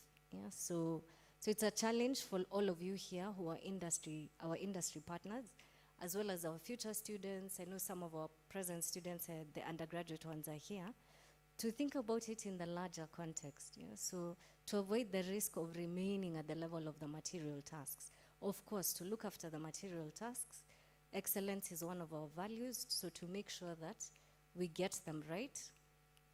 When we think at the level of a master's, we're now thinking at the level of leadership. Yeah? We're thinking at the level of management, yeah? In business management. So we then take on the responsibility of changing that perception. Yeah? So as a leader, how are you organizing the particular institution in which you work? Yeah?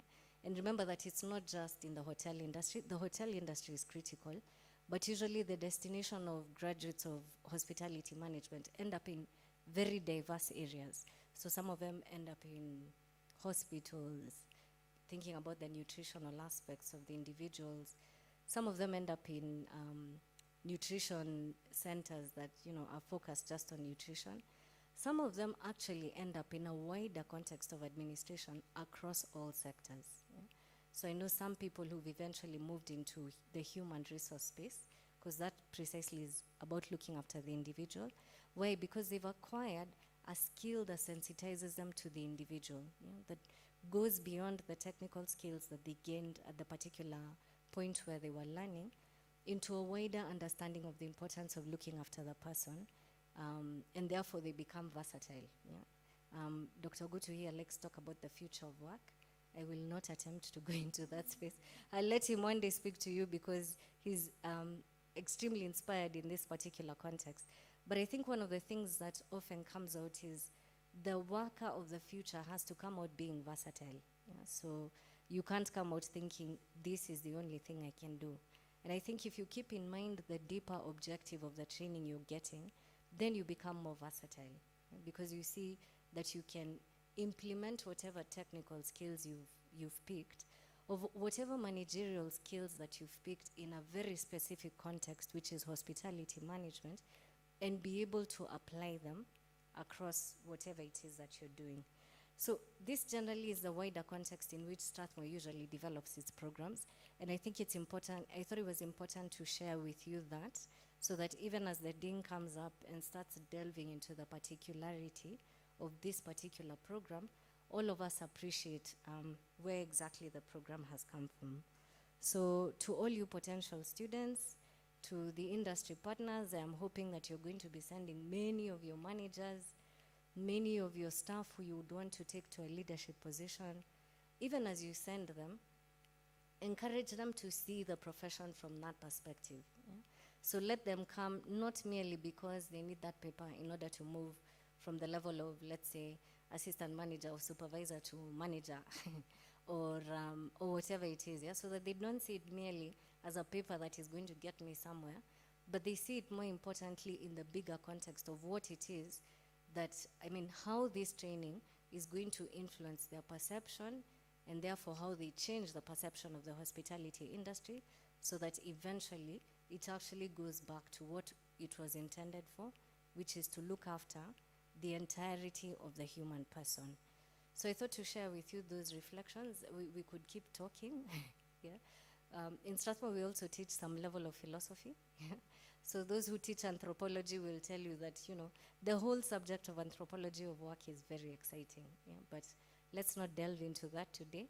So Dr. Cheo is going to come now and tell us a little bit more about what this particular program is all about. And then we will then have a panel discussion, and hopefully the panelists can give us feedback with respect to our program and even challenge us on how to respond to the needs of industry. So with those few remarks, or not so few remarks, I thank you very much, and I hand it back to the Master of Ceremonies. Thank you.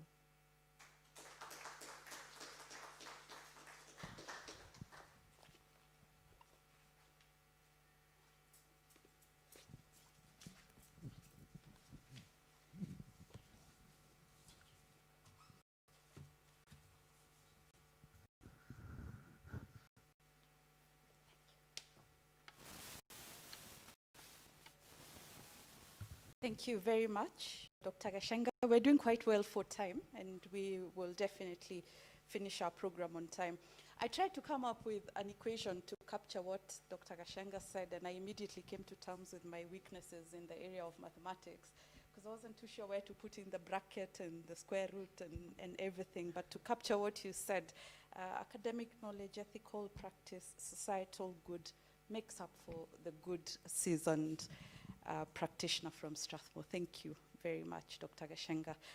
It is now time for us to listen to the technicalities of the program, and for that, I wish to invite Dr. Chiao, the Dean of the school, to take us through what the program is all about. Karibu, Dean.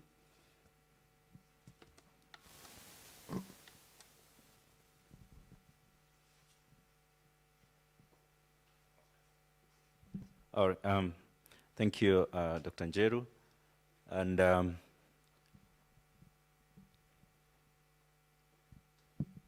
I think it's all in context. It's in context. It's in context in the strategy. It's in context in the university vision. It's in context in the university value system. It's in context in the university academic program and planning. And so we're in the right space. As the DVC academics and the student affairs said, the program that prepares the person as all. Now look at the context here. Now for us in the development of this program, going through, there's been a lot of talk about industrialization. And it's all clear. You know, it started 2016, the third phase of industrial revolution. And we're in there. Africa is there. That's the truth that we're having now. But as we go through that, then other challenges are coming in. The pandemic is there with us. I mean, that's the height that the world challenges can challenge a university.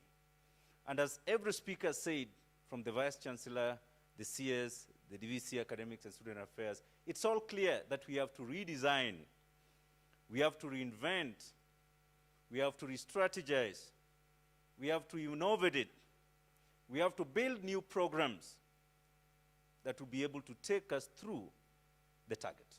And the target, we are not closing our eyes towards Africa transformation. I mean, we are very committed about that. And more than before, it's actually the time to really look at it 2 times, 3 times, 4 times, and think through which program is going to deliver.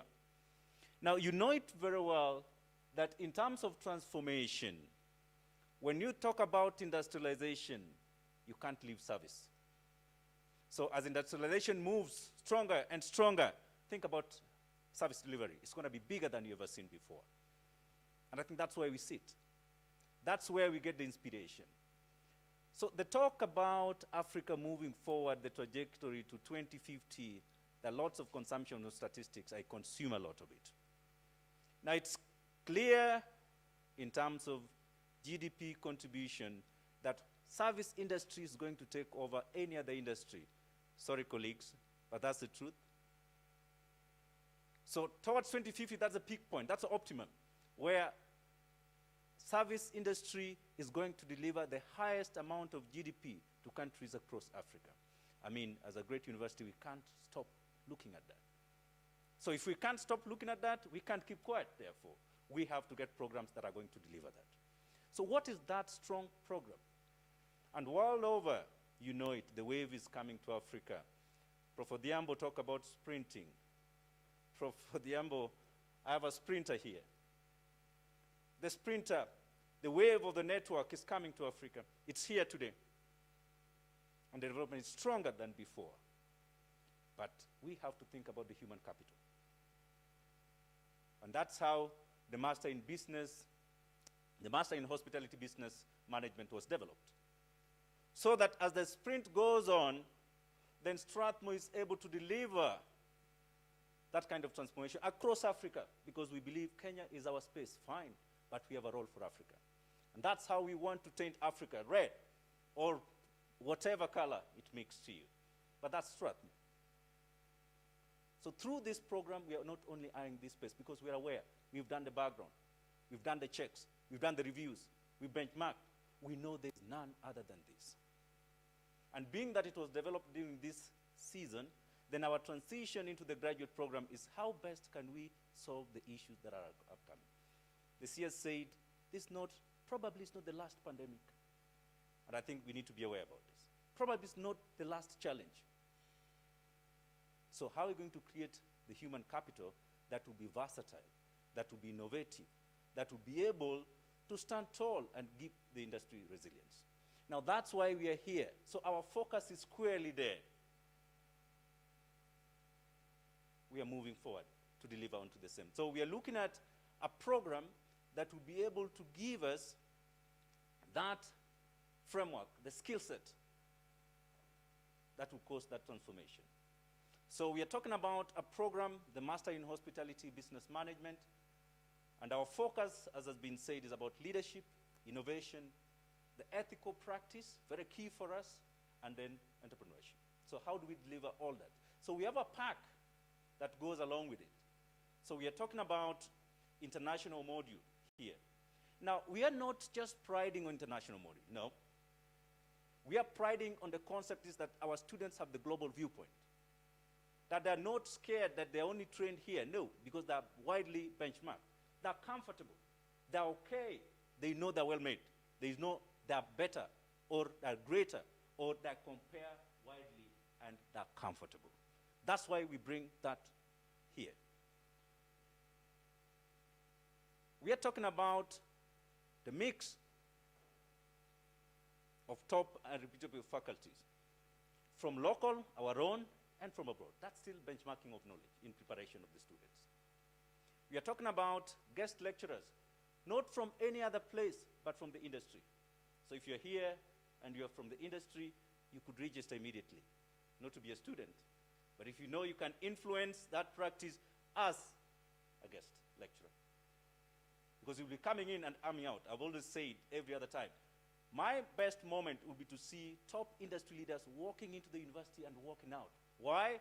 Because they went there to make the next generation of leaders, for the hospitality leadership, for the transformation. So it's not just managing there, it's also contributing, and that's what we call co-creation of a program. So this is a co-created program.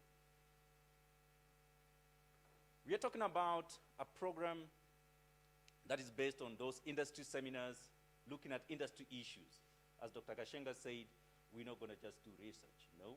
We're going to do research that would contribute directly, that would feed directly, that taps those problems, and then thinking through them in the academic framework. Now, the powerful network is important for us. I mean, knowledge is made out of network. So we have to create that space from the word go. So that's an impetus that is in this program. And that gives the information on how students will be taken in. Now, Prof. Odhiambo, you have a great vision, but then we are talking about the helix. It's here. But the helix for us, we have the industry, we have Strathmore here, and then we have our international component. So we are building that framework to get the strong leadership and management, that strong business acumen in this person, that global marketing perspective, the ethical leadership, research, big data. We want leaders who can be able to consume data, because the direction can only be informed by data. We are talking about change management. And then we are talking about core benefits. Like, if you are part of us, then we'll coach you through the management plan. So those are benefits that we are looking at in totality, but our focus is to get that training to build a critical mass. We call it critical mass. Why critical? Because Africa transformation needs a threshold. And I mean, we are giving this commitment to the industry. And I like what the CS said, that we develop a master program for the industry. He's actually said, he got it right. It's for the industry. Because we want to get that critical mass. We are targeting that critical mass for Africa transformation agenda in the hospitality industry. Dr. Gashenga said many times, and this is an Africa-wide culture. When it is basic, when it is deliverables of operations, then it is taken for granted. But I think this is the wave that we are trying to give today as a commitment, that we're going to change how hospitality training is going to be done in Kenya and Africa-wide forever. That's the purpose. And that's why we are starting with this program. Prof. Odhiambo said, for Strathmore University, informing leadership and management, more of the graduate level programs than undergraduate. That's a shift. And that's what we are targeting. So that's what kept us building. Now, so get it right? Okay. So in a nutshell,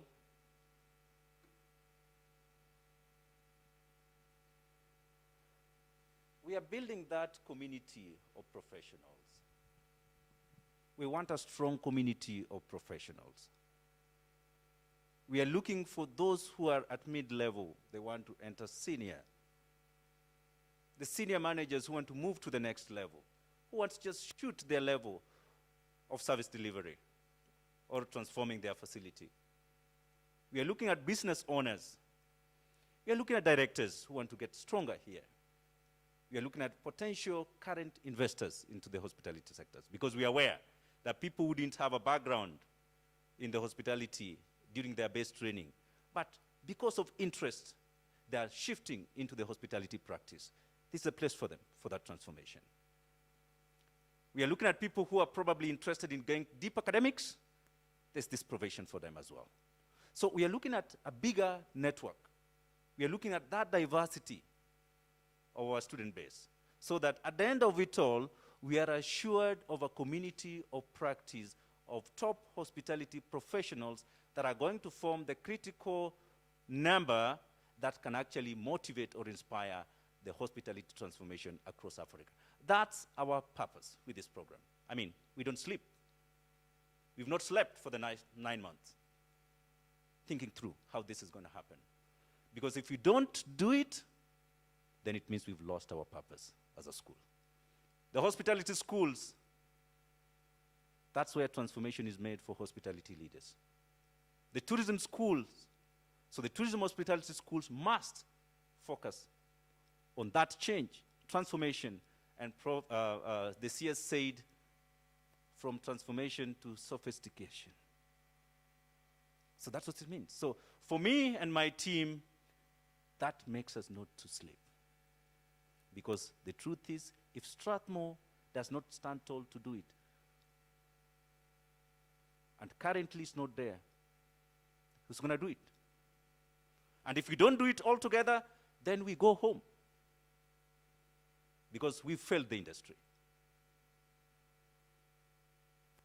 So with that kind of focus, it's a really special moment for us. And that's the philosophy we want our students, the potential students. I'm very glad one of the potential students was with us at the launch. That pool, that critical pool, will form that number, that initial number that will spark the desired potential where hospitality is supposed to be across Africa. Because we know it's a beautiful space. It's beyond the operations. But we need great leaders now. We need a space where Simone can tell me, David, I want to build a capacity of my managers there. What plan is there? When are they coming in? I mean, that's a great university. And that's a great industry that sees a university as a potential partner in capacity development and human capital. Where do you make your professionals? Where do you make your managers? Where do you make your leaders? I mean, you can't just make it on job practice all the time. So we create this space, and we are very conscious about it. We benchmark about it. We strategize about it. With the University Management Board supporting us through, then we can only deliver the best for Africa within this community of network for new generation or the next generation of hospitality professionals. I'll be very glad to talk more about this program at the panel, but then that's our focus. So you are free to let us know. I'll stop at that point, Dr. Njeru.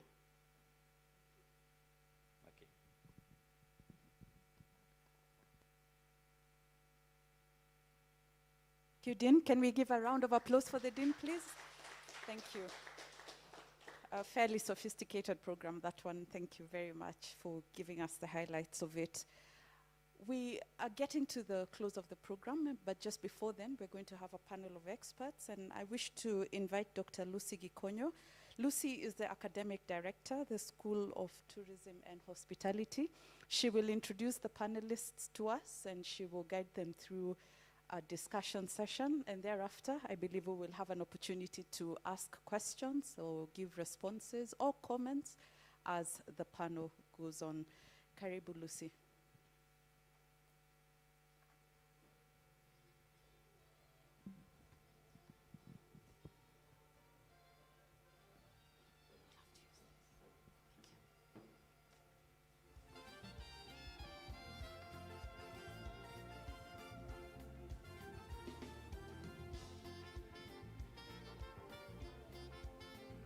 Distinguished guests,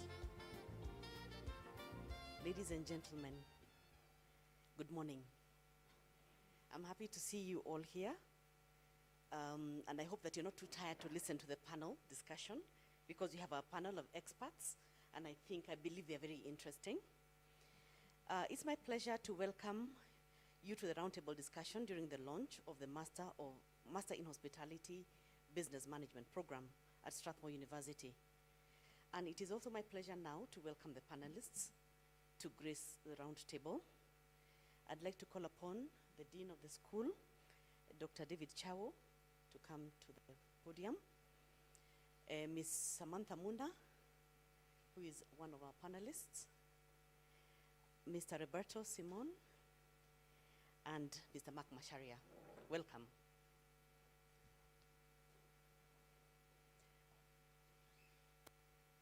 Now, I think I've not been given a chair, but it's okay. I will try to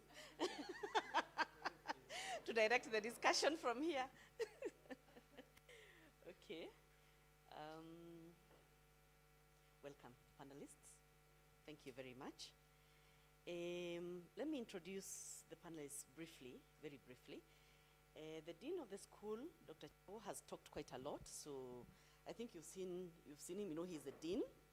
Yeah, Dr. Chawo, although he is a marine biologist, a conservation ecologist with research interest in biodiversity and wildlife and conservation, you can see that he resonates with the hospitality industry as well. Yeah, he is the Dean of both tourism and hospitality. Thank you. And then we have Ms. Samantha Munda. Ms. Samantha Munda is the Director of Business Development, East Africa Hilton. Samantha has a world of experience, and she has worked all over the world, the US, Europe, Africa. She has a wealth of experience to share with us. Welcome, Samantha. Mr. Roberto Simon, I don't know if this is Simon or Simone. I am not very sure. Okay, so he's the cluster manager for Villa Rosa Kempinski and Nolare Mara Kempinski. Roberto has a wealth of experience in hospitality, having worked all over the world in leading luxury hospitality brands. And he is passionate about collaborating with academia. You can see we have some partnership. Welcome, Mr. Roberto. Then we have Mr. Mark Masharia, who is a seasoned industry player in the Kenyan hospitality. He's the CEO of Kenya Association of Hotel Keepers and Caterers. And he's very vocal. He speaks a lot about hospitality. So in fact, if you just Google him, Mike Masharia hotels, he'll come up very strongly. And he has a lot to contribute. Welcome, Mr. Mark Masharia. Now let me sit down so that I can continue directing the discussion.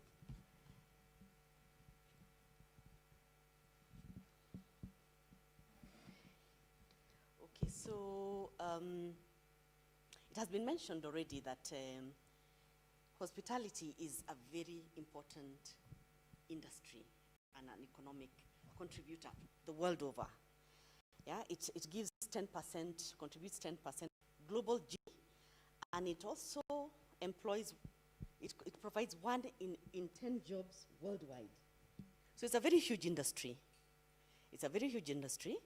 And well, today the pandemic has hit hospitality, tourism and hospitality industry really hard. We all know that. However, due to the relevance of this industry, it is also going to be one of the main drivers of the upturn of the global economy and the recovery of the the labor markets.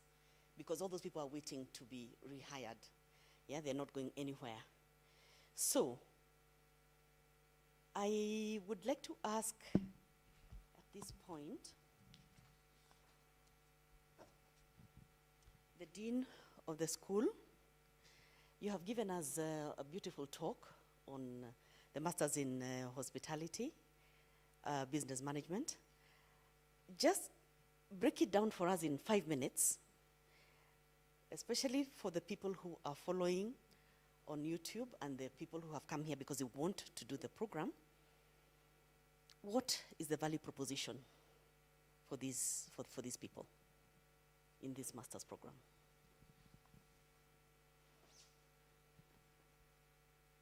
All right. Thank you very much, Dr. Gikonyo. Our value for those who are interested is actually the leadership and management transformation.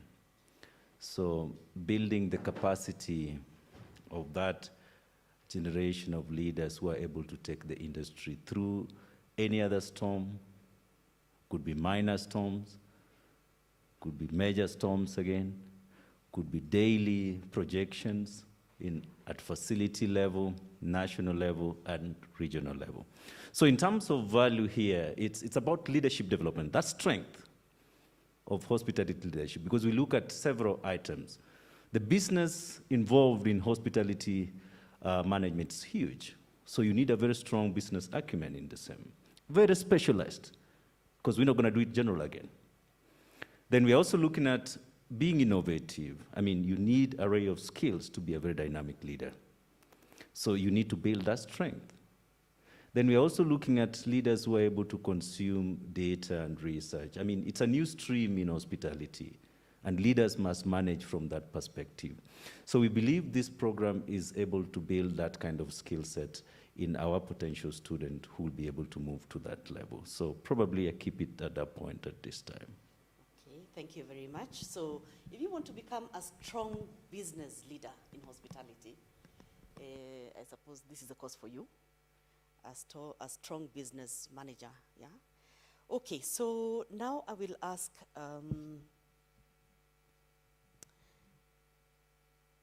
Samantha. The pandemic is a temporary problem. It will pass. And therefore, we need to not just focus on the present, because we can get lost in the short-term volatility of the markets and forget to think about the future. So, therefore, we need to continue to plan for the future. Where do you see the hospitality industry going in the long term in Africa? And what trends can be identified as opportunities?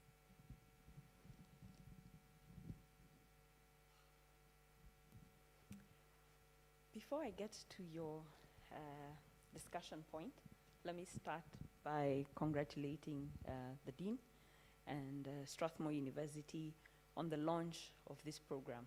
It's been exciting walking this journey with you, developing the curriculum, and just seeing it come to life.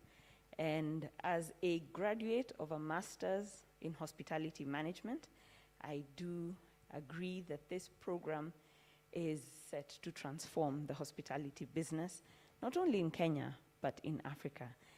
I have seen my own experience has transformed how I think and how I do business.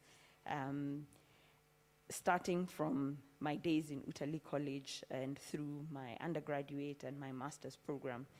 And it's truly about time that we launched a program that can develop our next phase of hospitality leaders with a local African perspective. So congratulations, and it's great to be here. So coming to the point on innovation and the future post-pandemic. I work for Hilton worldwide, and Hilton, we are a 100-year-old company, but we like to call ourselves a 100-year-old startup. Now, many of you may know this or may not know this, but we are at the forefront of hospitality innovation. We've innovated a lot of the things that we take for granted in hospitality today, starting with en-suite bedrooms. 100 years ago, that wasn't a given in the industry, and it was quite novel when it started. air conditioning in guest rooms, in-room telephones, room service, and simple things like the pina colada cocktail. So we've been innovating for years. One of our most recent innovations that's coming to the forefront is digital technology in the hospitality space. We've innovated the digital key about 5 years ago. And this is a technology where you use your cell phone through Bluetooth technology to unlock your guest room door rather than carrying around those little plastic cards. Now, we've been rolling it out across, our 6,000 hotels globally, and the pandemic has hastened that rollout because now, with minimizing touch points, this becomes quite critical. I can see many of you, are sitting with your phones very close, handbags may be away, keys may be away, but your phone is always very close to you. So imagine, keeping your phone and using your phone to unlock your guest rooms as you go through that. But part and parcel of that digital key is also what we call connected room, something that we're still incubating and innovating, where you use your same cell phone through Bluetooth technology to connect to technology inside your room once you get in, to be able to dim and brighten your lights, to be able to close your blinds or your curtains, to switch on your TV, to switch off your air conditioning, so that you're connected to the things that you want. You can even stream content that you've downloaded on your phone or on your computer onto the TV that's in the room. So innovation remains part and parcel of our DNA, and these are some of the things that are now being hastened because of the pandemic. Earlier, Minister Balala said that one of the things that's become critical in travel is safety. And we were very quick at the beginning of the innovation to partner with Reckitt Beckenstar, who developed for us at Hilton clean room stay. Now, this technology was scientifically researched. What are the areas guests touch as they come into their guest rooms, and what are the contact areas within a guest room? And hand in hand with Reckitt Beckenstar, we identified 10 key touch points which have to be thoroughly cleaned and sanitized in between guest room stays. So before a guest comes in, during their stay, and post-checkout, such that this is a program that we've now launched. It's live on our website, and guests can actually go and download and understand what that is. To give that extra step of guest security, we've put a seal on the door so that when guests check into any Hilton room worldwide today, there's a seal on the door that gives them the assurance and the safety and the guarantee that that room has been thoroughly cleaned in accordance with industry-leading cleaning standards. And so innovation like this is what we want to see students or graduates of the Strathmore Management School be involved in and be part and parcel of. That the industry is always going to continue changing. Change is part and parcel of travel and tourism. And we want to be able to deliver a cadre of students who can be able to participate in that change process and be able to innovate and implement some of these changes. And I'm happy to partner with you as an industry expert when you need me to. Thank you very much, Ms. Samantha Munda. Those are fantastic ideas. I'm sure you've inspired everybody who's here to see that the future is really bright, and people are already working at redesigning and re-engineering hospitality and keeping up with the challenges and solving the problems, the challenges that they encounter. So now I want to go to Mr. Simon. I'm sure this is for planning and re-engineering, reorganizing and training staff. Have been plenty in this new mindset. Could you share with us how you're adapting your business operations to receive travelers back to, as we go back to business, but at the same time remain sustainable? And what leadership transformation and training needs do you see that will deliver business recovery? Thank you very much. Good morning, everybody. Nice to see again the Dean and Dr. Gachengo. So one of the things we have for sure granted that hospitality will not end because of COVID. There is one statement of the CEO of Hilton, Chris Nassetta, which he said in one interview in Bloomberg, the people will not spend their life Zooming. The human nature is done to travel, to explore, to discover new places. Just it will take a bit of time, and as the CS said, with the help of the vaccine, the time we hope is as short as possible. Of course, in the immediate time, of course, we have to adapt our operational structure, adapt the cost, because today, protecting the cash flow is a paramount to grant the business entity to survive through this storm. This is an unprecedented event. To see the same visa restriction, we have to go back to the World War, the Second World War. We never had an event which block at the same time the visa policies of over 200 countries. This is what the statistician Taleb call a black swan. It's an event which is difficult to repeat, but we go through that. Now, how we are readapting our staff? Of course, COVID protocol is the first requirement, is in the checklist of any top account or any local account. Readapt the customer journey according to the COVID protocol is, of course, paramount, because as Ms. Muna said, the innovation, it will help us to reshape the customer journey and make it more close to the COVID protocol. It is not said that because there is more innovation, there is less personalization. The opposite. Now, 30 years ago, if you introduce innovation to my father, to my mother, they would have seen some impersonal touch. But our generation is already tech-savvy, and the coming is more tech-savvy than us. In reality, innovation is part of our habits, of course. I make an example of Kempinski. Kempinski is a very traditional brand. We always thought and talk about if we want to digitalize the menu in the television. I always thought, hey, Kempinski be traditional, maybe we could not do it. COVID helped us to take this step. And there's another things in the hotel. I'm making a small example, which it doesn't have make sense anymore. In many hotels, you find the envelope and the letter read. Who is going to write a letter today? No one, practically. COVID helped us to remove this because a potential, of course, vehicle of virus. And you leave the advice, please call the reception or the concierge if you want to have this service. So in a few things, I make some small example.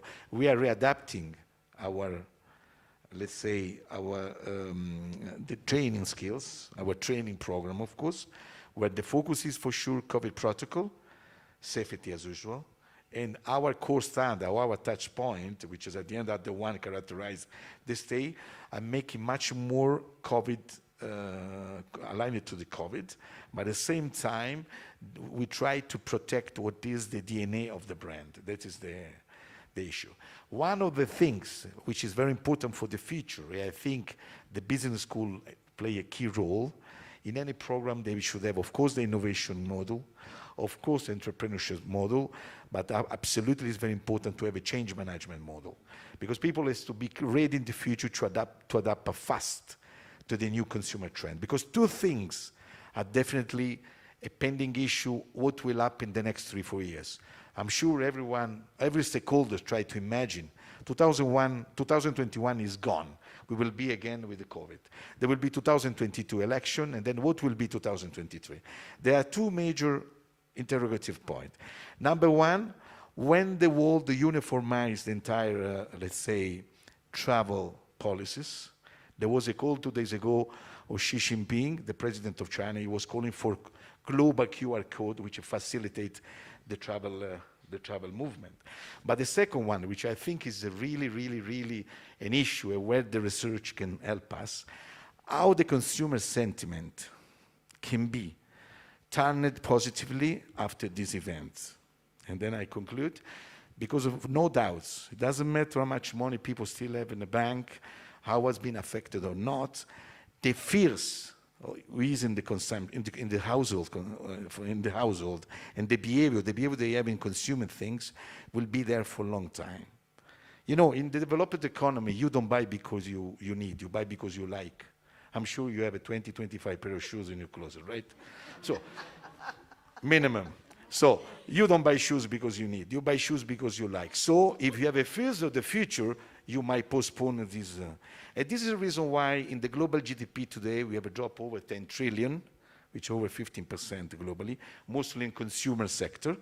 because there is no confidence about the future. Who is going to buy a car? Who is going to buy a house? Who is going to buy new suits, especially with this remote trend? But at the same time, we have opportunity. There is this last week coming out 2 or 3 very famous locations. One is Greece, another Iceland, which they are launching workstation. What does it mean? As I have to work remotely, I am a senior executive, no one forbid me to work from Seychelles. So this can be an opportunity for our coastal location. So adapts the new trend. So consumer sentiment, I think university can do a lot to prevent what will be the behavior in the future. Because this, the parameter of the consumption, the willingness to buy, will change completely in the next 2 or 3 years. And this is all about that when you see the people booking holidays or booking a stay. Corporate traveling, of course, will change a lot because there was some meeting will not happen. For example, yesterday I was having a group of Egyptian businessmen here in Kenya because they are establishing a new bank. I told them, are you stopping to travel? No, Roberto. They are part of the world where you can delegate 80% of function in a Zooming mode, but they are part of the world where you have to be personally in the place. I think regionally, Africa as a bloc will come back with the personal movement. Because business in Africa, you have to be there to develop, to establish, and to let's say, to monitor. There are some other parts of the world that will lack of movement, of course. As I said before, in the next 12 months, we have to be patient and prepare the future. And then I conclude, to be patient means protect the business entity, and this is all about. Thank you very much. Thank you very much, Mr. Simon. Very inspiring perspectives that you have given us there. Now I will ask Mr. Mark Masharia. Mr. Mark Masharia, what would you say is the role of industry-university collaboration in the role of human capital development for the tourism industry, especially in Kenya? Thank you very much. Again, to echo everybody's sentiments, congratulations on this launch. This is a program that will definitely make a change in the industry, that I'm confident of. Now, the role of industry. My mask is very thick, so it usually stifles what I say. The role of the industry and university collaboration is something that will move the industry forward. What we've seen in other places, and even here, is that whenever you have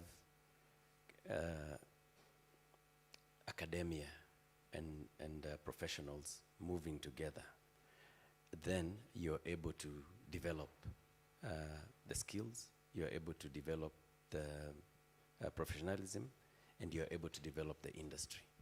So for us, it's very, very key. And that's why whenever you call us here, we drop everything that we are doing. Thank you. We've attended a number of meetings here, just trying to work on this program and even improving on the undergraduate curriculum. We said it before, that if you want to develop the industry, you must call us every year, because industry trends are changing, the customers are changing, the professionals are changing. So we must go and discuss what changes are taking place and how do we respond as academia to those changes. I'll give you an example. 20, 30 years ago, we didn't have an undergrad program for hospitality. We only had diplomas. I think the highest qualification was a diploma. Then we went into undergrad programs. We were late as a country because we were used to sending our people outside. So you have your diploma I think Samantha is one of the beneficiaries of that program. Find a university outside Kenya, and then come back. Again, once you had an undergrad, there was nothing for you to do here. In the same line, you had to branch off, probably into a master's in a certain area, or even an MBA. Now we are seeing homegrown, because you have a homegrown program. You have a university that addresses homegrown problems by giving homegrown solutions. So it's very, very important. In terms of the other areas of collaboration that we have, somebody spoke about research, research that is meaningful. I think it was DVC, meaningful research, not research that will just give you the qualification, but meaningful research. Of late, we've been working very closely with Strathmore University and Kenyatta University. I think I saw Dr. Esther, are you here? Dr. Munyere? Yeah, from the Resilience Center at KU. And we've come up with very quick research, answers to problems that we never had before. There is one program that we're working on with Dr. Chiao as we speak at the moment, trying to break down some elements of the hospitality sector. And that gives us a lot of authority, because before we would just speak. Now we have information that is based on empirical data from reputable universities. So it's information that is actionable. It's not just what we think. We did something the other day to just establish what is the impact on the value chain.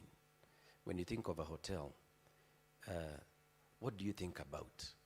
Most people will think about, oh, I can sleep there. Some people will think, I can eat there. Some people will think, I can swim there. Some people will think, I can go for a massage. That's what people think. What they don't think about is that hotel, or combined, if you combine all hotels, you're dealing with one large distribution chain. Because what we have is beds and chairs and space. That's it. Everything else is outsourced. Water, we outsource. Meat, we outsource. Vegetables, we outsource. Detergents for cleaning, we outsource. The toothbrush that we give you in your room, we outsource. The envelope that Simone was talking about is outsourced. So you're thinking of one huge distribution chain of products that are not even related to the service that you're giving. So we are bigger than Nakumat. We are bigger than Carrefour. We are bigger than Naivas because we distribute a lot of products. And some of the products, we add value, like the food. Even drinks, we add value to drinks. We give you cocktails, pina coladas, like Hilton was talking about. So we add value to some of the products. And that alone, that element alone, is 25% of the revenues that we make. If you look at 2019, estimated revenues in our sector was about 100 billion Kenya shillings.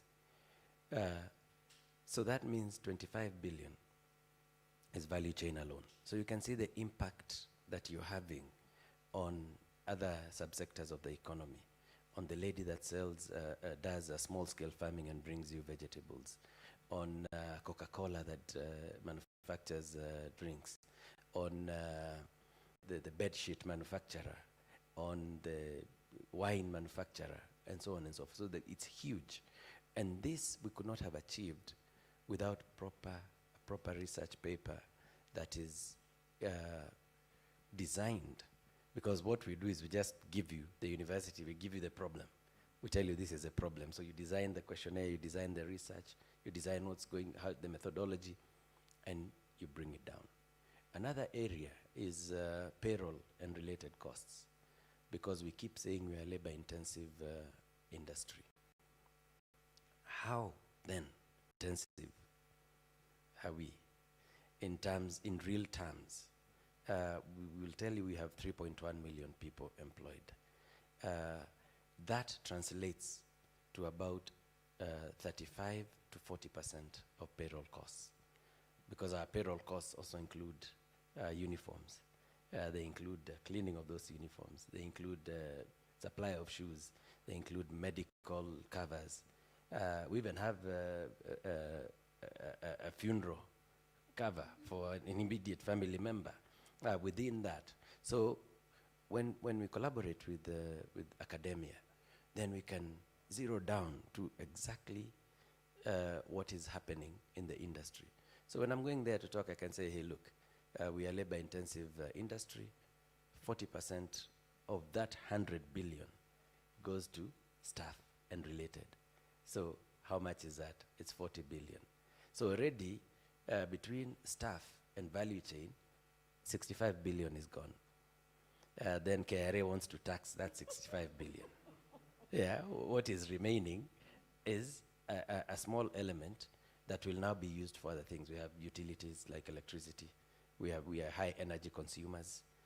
We consume a lot of industrial diesel for our generators, especially in places like Masai Mara that are not on the national electricity grid. We pay a lot of electricity. In fact, I was having a conversation with Kenya Power and telling them, when you're going to reward, what do they call them? Large consumers. They are these people they refer to as large consumers, manufacturers. I tell them, ovens consume more than a manufacturing plant in industrial area because they are always hot. The steak has to be a certain temperature. Yeah, so we consume more in terms of, and all this we are able to do based on the collaboration that we have with the universities. We can't do it on our own. That's how important these relationships are. And also to tweak this curriculum.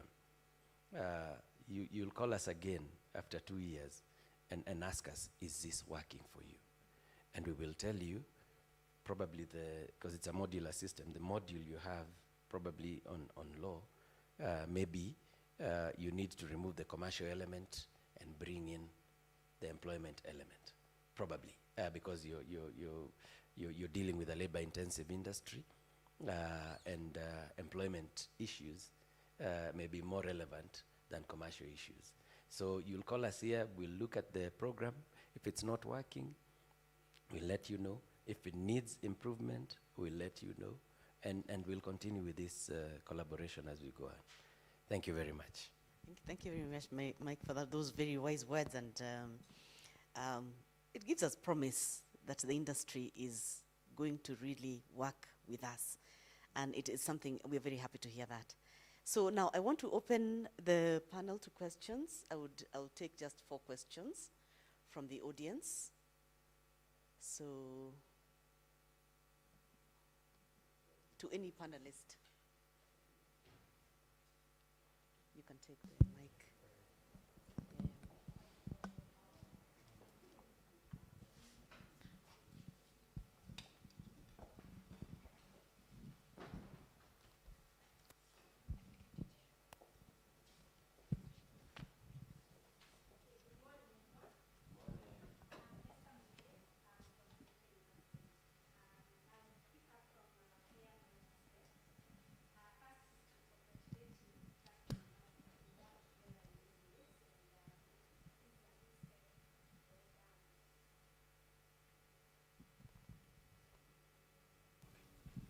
Okay, so thank you very much and congratulations.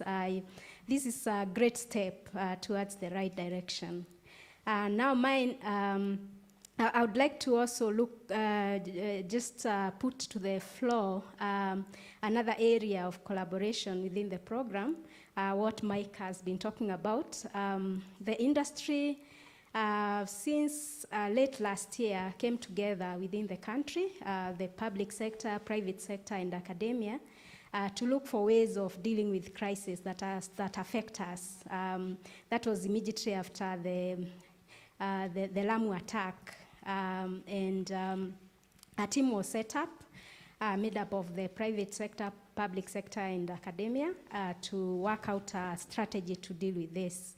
And in March this year, the National Tourism Crisis Steering Committee was formed, was gazetted, and within the gazettement, it was seen necessary to have a connection to the academia, whereby in the meantime, a center was being formed, the Global Tourism Resilience and Crisis Management Center, which is a satellite center from another one that was formed early last year, in January last year, and it was located in the Caribbean, in Jamaica, because of the sensitivity of that region to crises that affect the tourism sector. So the first satellite center was formed here in November last year. It is, the patron of the center is His Excellency the President. The chair of the board of directors is the CS of tourism, and I'm the director of the center. And it is domiciled at Kenyatta University. So it's only located at Kenyatta University. It's not like it's a Kenyatta University property per se, but it was seen necessary to be located in a university so that we can leverage on the strengths of research. And therefore, this program is an addition to the great milestone that we've made.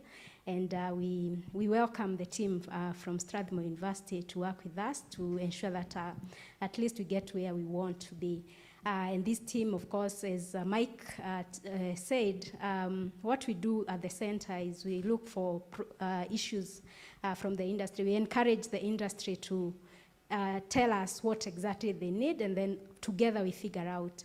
When you go to the website, we already have a website. It's a long one, Global Tourism Resilience and Crisis Management Center. It's quite a mouthful, but it's just about resilience in tourism and crisis management. So if you Google along those lines, you'll see us, you'll see the center, and you'll see how it's connected and the projects that we've done all together. Mike's group gives us a problem. We try to figure it out all together, in connection with one another. We create surveys together. We approach the industry together, and then we do the analysis and create solutions together. So it's a collaborative kind of thing. So it's a great addition, and we thank you very much. So thank you. Thank you. So within that, I suppose it's just a comment, isn't it? It's not a question. There's no question there. So can we have some questions? Yeah, there's somebody. Where's the mic? Good morning, everybody. My name is Richard Makopondo. I work at Technical University of Kenya. I'm a director of the School of Hospitality and Human Ecology. And my question basically goes back to the core of hospitality, and it is related to the program we are launching, but also some of the comments Mr. Mike Mashari has raised. Generally, I find there's a lot of confusion between hospitality and tourism. Most of our people do not understand the difference, even the professionals, even the academics. And that creates a lot of problems when it comes to focus. So when I look at this kind of program, is a Master in Hospitality Business Management, you can see it's very focused, and maybe I'm not misinterpreting it, but it's more to do with hospitality business management. Very clear. Now the question is, in this word hospitality, are we also implying tourism? Because some people think hospitality and tourism are one and the same. They are not. They are not. The people in the hospitality tend to understand what they do. People in tourism sometimes do not. And it's with a lot of respect. So you find people, and I'm saying this because our students who are trained, who have masters in tourism, will all go up and end up telling you I did my research in this, and when you look at it, it was in restaurants. And they had nothing to do with travelers. So that tells you a lot about the program. So this kind of program is good. We need our programs in higher education, in hospitality and tourism to be focused. You're talking of tourism, let it be tourism. So as the DV said, maybe in another year you'll introduce master in tourism business management. So, and why am I saying this? Because if you look at hospitality and the philosophy of it was never about business. Even when people were talking hospitality in the early Greek, they were always the inns, the restaurants, and the rest. But when they talk of hospitality, the core meaning was the relationship between the host and the guest. The philosophia of philoxenia, where xenia is to do with a stranger. Okay? How do you open up as a host in your cohort and responsibility to the visitor, and what are the visitor's responsibilities to you? And if you want to see how serious it is, that is what caused the war between Sparta and Greece, okay? Because the visitor abused the hospitality of the king and abducted the wife.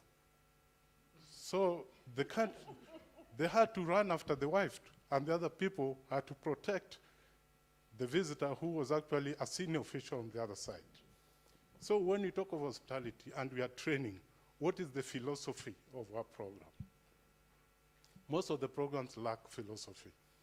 So that's what I would like to say in that context. When it comes to risk, so what is it that caused us to come up with programs without philosophies? Much of it has to do with cutting and pasting. You find a master of tourism here is the same as the one in Moi, is the same as the one in Utali, I mean in TUK, and in Kenyatta. Why should it be? You must have some philosophy behind. What niche are you trying to serve with your masters?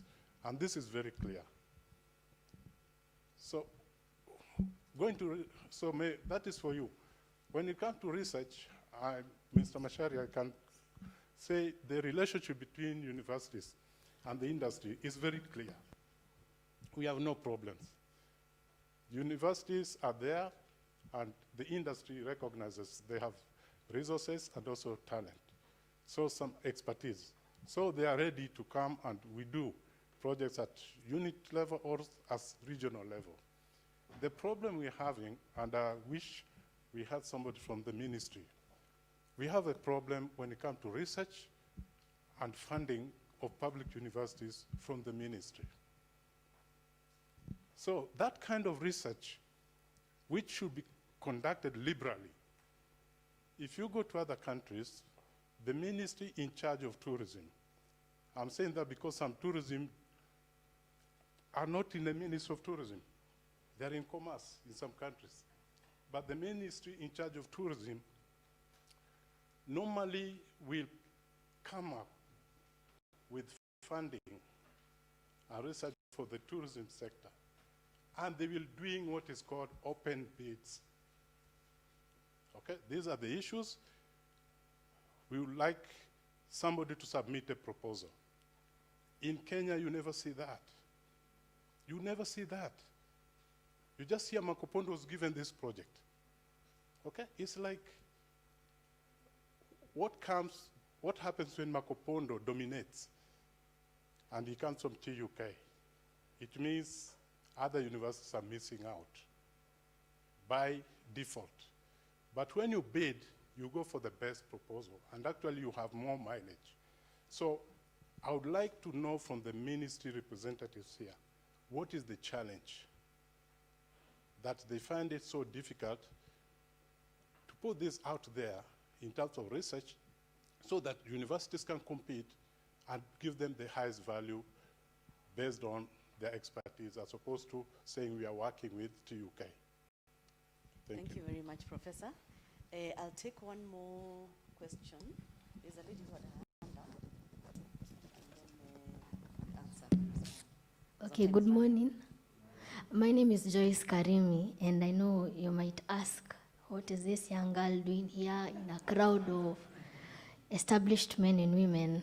I am a student in Strathmore Law School, currently a first year.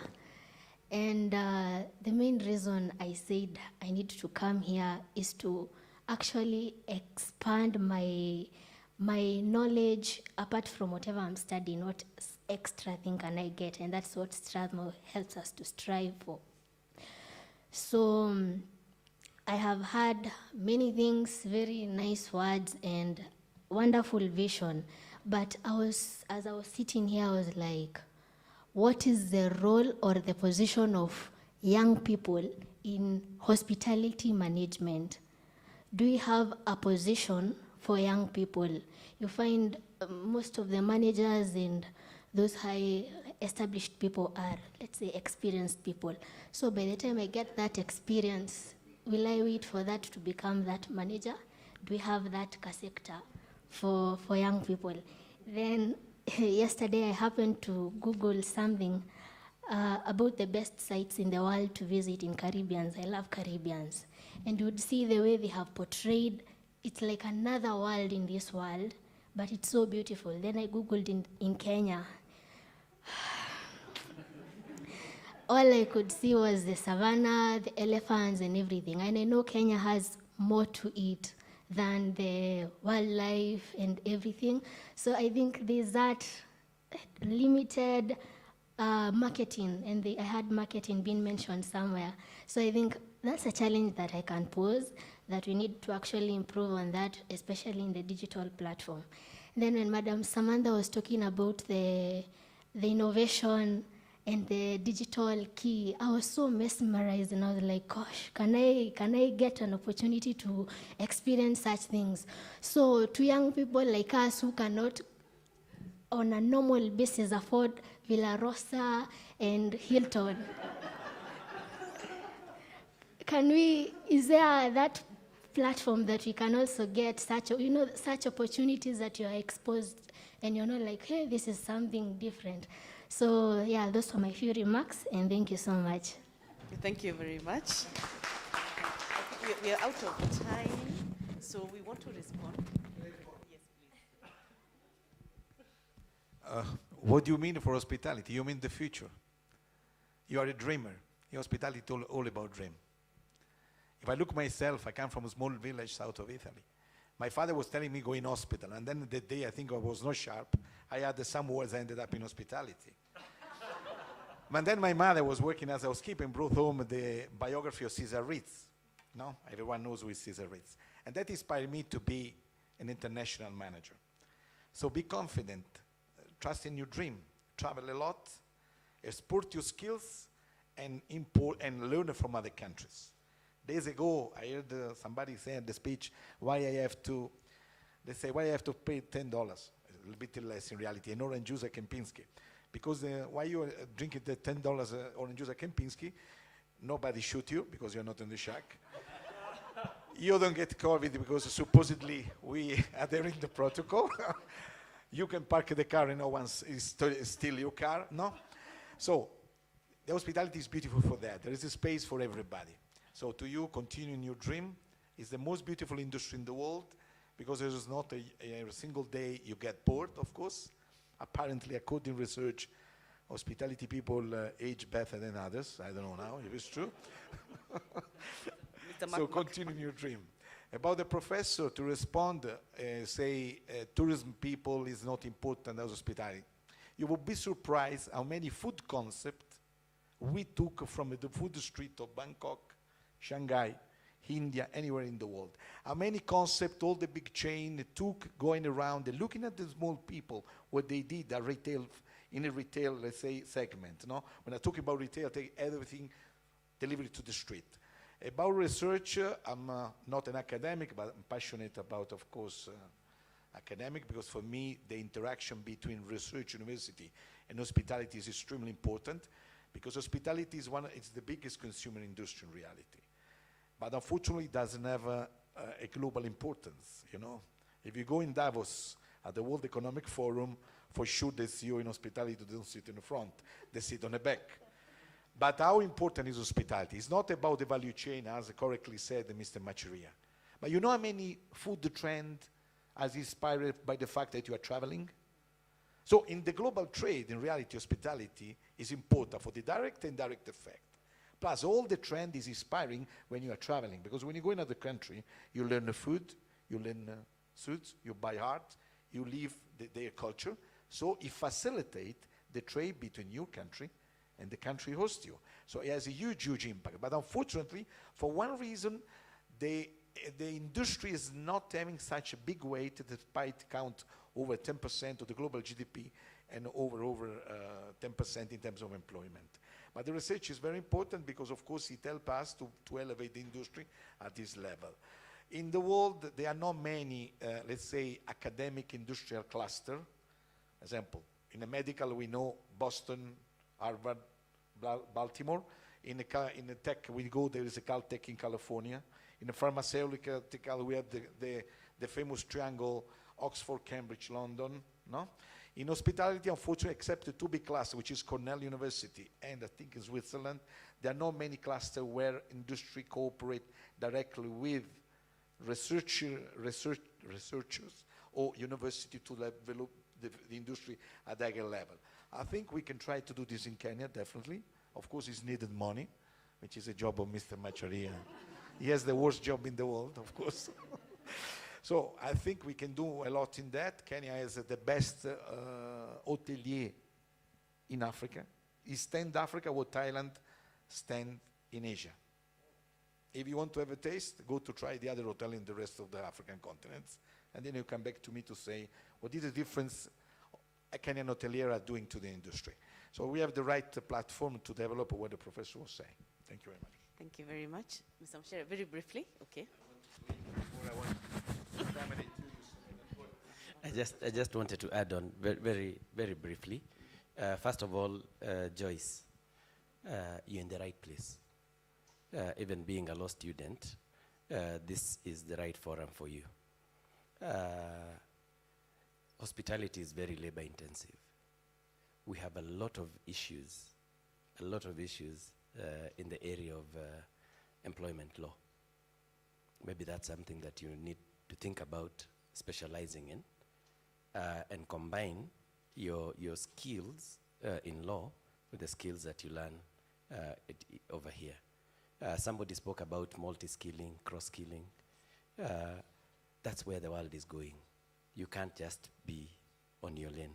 Most of the lawyers we see today are either criminal lawyers, commercial, company lawyers, or people who sell land. This conveyancing because of huge commissions. We don't have enough labor lawyers. So please welcome to that field. About the young people in hospitality management, I'll give you my example. I started off as something that you cannot even imagine in the hotel industry. We had people who were answering phones and transferring them to the various departments and rooms, a telephone operator, in my early 20s. By the time I was 23, I was already leading a shift. By the time I turned 25, I was already a head of department. Yeah, one of the youngest managers that we had in those days. By the time I was 35, I was already a general manager of one of the top 5-star hotels here. So that's a journey of a young man. And I've left the mainstream industry to create space for people like you. So they are no longer very old people. Yeah, we still have young upcoming managers. And what you learn here, if you combine it and excel, the sky's the limit. Nothing will stop you. You're a first-year student at Strathmore. I have a daughter in this school who is in second year. Part of what Strathmore does is they give you some exposure external. Yeah, and children were supposed to be heading out to various places in third year, and they were going to be able to experience all these places that you were mentioning, that the school has partnerships with Spain, Greece, some very fancy places out there. So that's why I'm telling you, you're in the right place. You will, all your questions, by the time you finish 4th year, all your questions will be answered. All the questions that you've asked will be answered. Professor Makopondo, I don't know whether you're still there. Yes, there could be a disconnect. But I think it's also about reaching out. If the universities, Dr. Monyeria said the Resilience Center is housed at KU, it's not property of KU. It's about reaching out. I think that's a first area because that's has some budgetary allocations. We can take advantage of that. But it's about reaching out as academia in general. In Mombasa, we work with Pwani University. In places like the Rift, we are working with Kibabii and the other universities out there. It's about academia getting together. The Ministry of Tourism, under the Tourism Act, has its own Tourism Research Institute, TRI.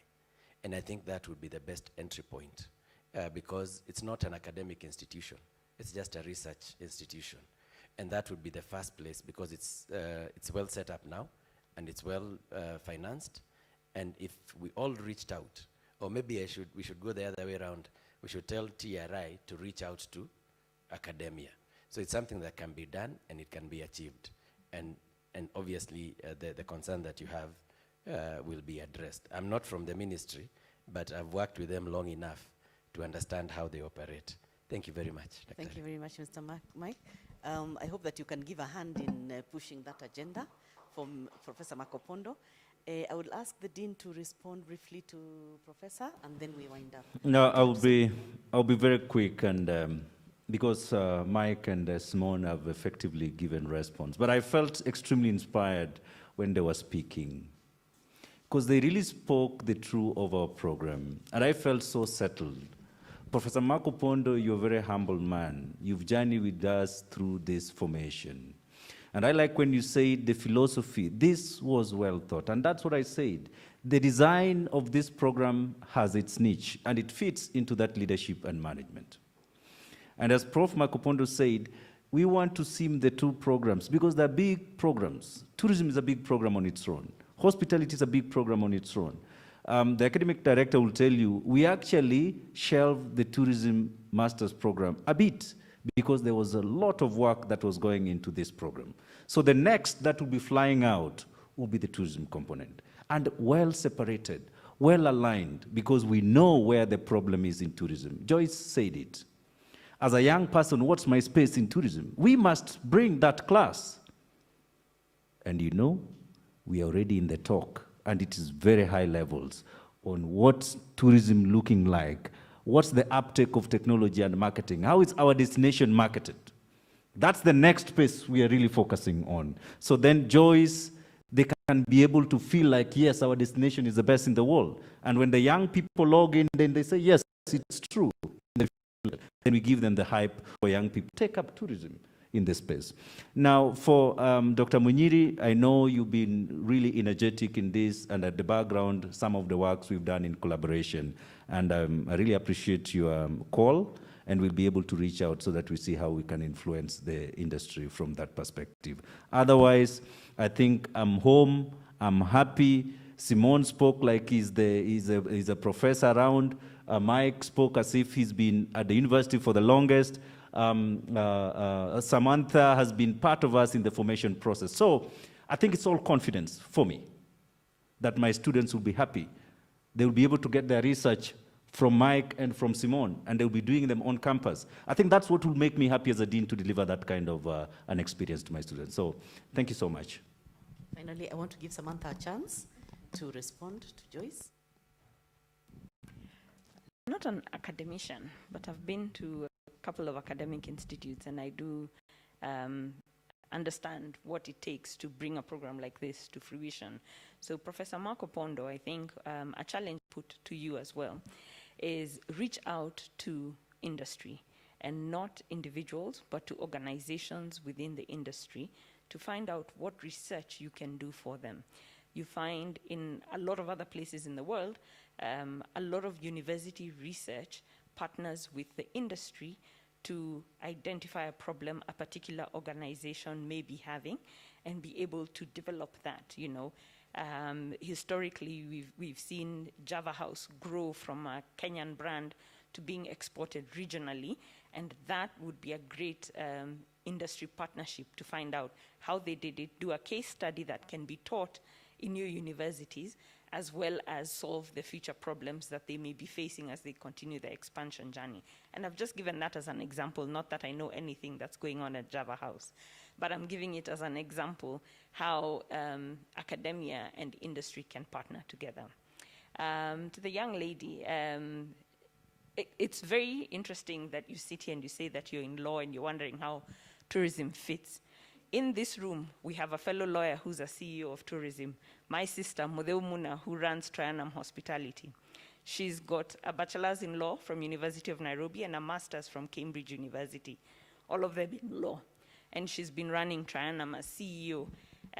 She took over from me when I joined Hilton, and she's actually improved it, doubled the revenue that it has from when I was running it. So that tells you that lawyers bring a different school of thought from us in hospitality who think we are pros.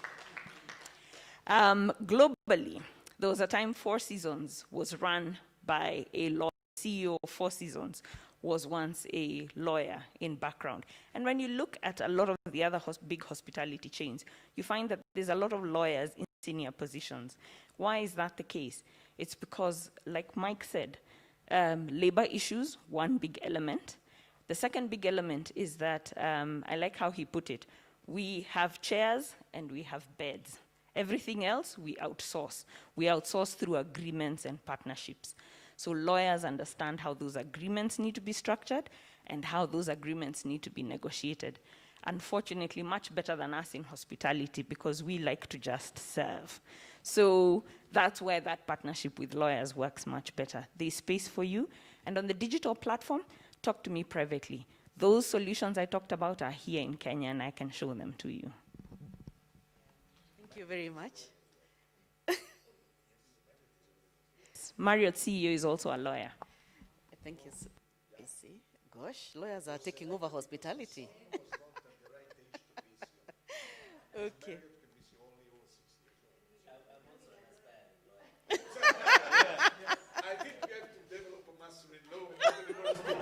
No, we have a program as more or less a sandwich, and Joyce is going to be our champion because we are actually telling lawyers and the students at the business school, pick hospitality courses, get to know the beauty of this program, because that's the actual wave we are sending at the university now. I would be happy to see lawyers taking up the course, ICT experts, FIT, or whatever, taking up programs in hospitality, travel, enjoy, and then get to understand the industry. Then you say, hey, I've done law, but I'm going to apply in the hospitality and tourism. So thank you very much, everybody. I think we have gone over our time, but it has been, I hope that you have enjoyed the interaction, and the panelists are very passionate, as you can see. They brought their passion to the discussion, and thank you very much. So I'll hand over the mic back to the MC. Thank you, Dr. Gikonyo. Excellent job. Can we appreciate Dr. Gikonyo as well and the panelists? I will, thank you very much. I will request Dr. Gikonyo to take their seats. Our Vice Chancellor designate would like to appreciate the team of experts. Let's begin with Mr. Simon. Thank you very much for the insights that you brought to the panel. A hand for Mr. Simon, thank you very much. And then to, thank you. And then for Ms. Samantha Muna, thank you very much for your time and for the insights that you have given us on the development of J. Thank you. Thank you very much. And then last but not least, to Mr. Mike Masharia, again, for giving us such wonderful insights and the passion that you shared. Thank you. Thank you much, Dr. Ogutu, for gracing that Thanksgiving occasion. We appreciate it. We have now come to nearly the tail end of the function, and it is now my pleasure to invite Dr. Fred Oduri to move a vote of thanks.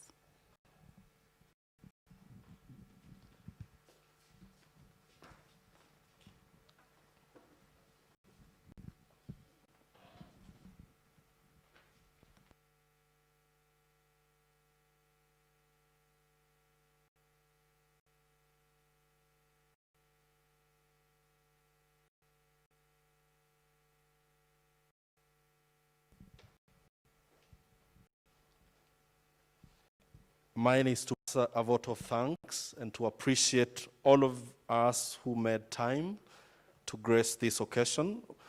A very specific thank you to the Cabinet Secretary for Tourism and Wildlife, who, although digitally or virtually, was able to grace this occasion. I want also to make special mention to the Vice Chancellor, Strathmore University, the Vice Chancellor designate, and all the deans of various schools who graced this occasion. Special thanks to the industry partners from Villa Rosa Kempinski, Kenya Association of Hotel Keepers and Caterers, Kenya Association of Travel Agents, CATA, Kenya Association of Tour Operators, CATO. Our other university partners or academic partners, Technical University of Kenya, Kenyatta University, School of Tourism and Hospitality, Technical University of Mombasa, and we also want to pass special appreciation to various hotel companies represented.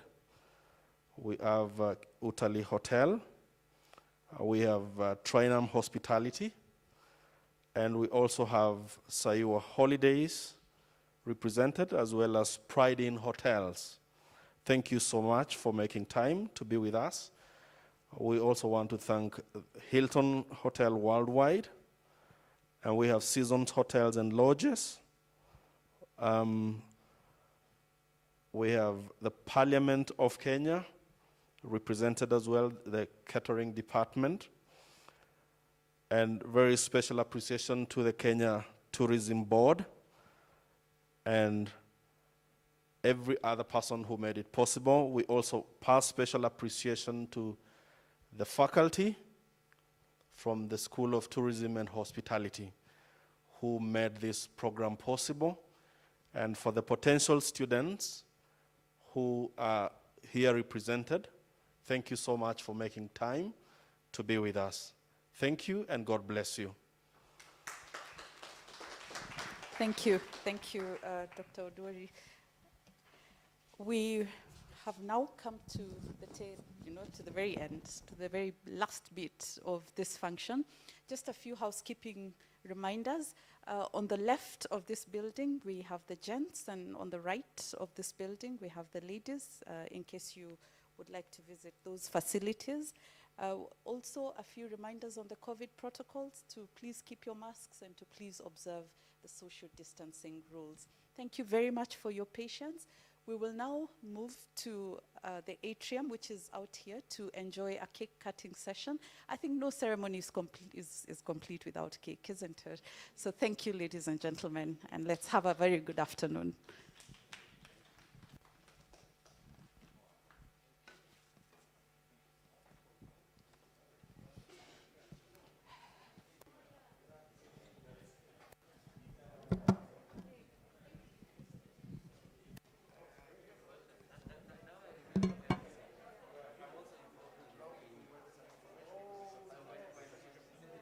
School of Tourism and Hospitality, and Master in Hospitality Business Management is one of the rare programs that we are launching in the market this season at this time. If you look at the trend in hospitality practice, I mean, the Africa space moving forward to 2050, we must now have very strong management base to be able to take the hospitality practice to the next level. And that's not only for Kenya. but we're looking at a program that is going to carry the Africa hospitality agenda moving forward. The course consists of 19 units. 8 of them will be taught in the first year and 7 in the second year. And the dissertation is also included in the second year. So in total, 19 units. And these units are divided in modules. So in total, we have 6 modules over the course of the 2 years.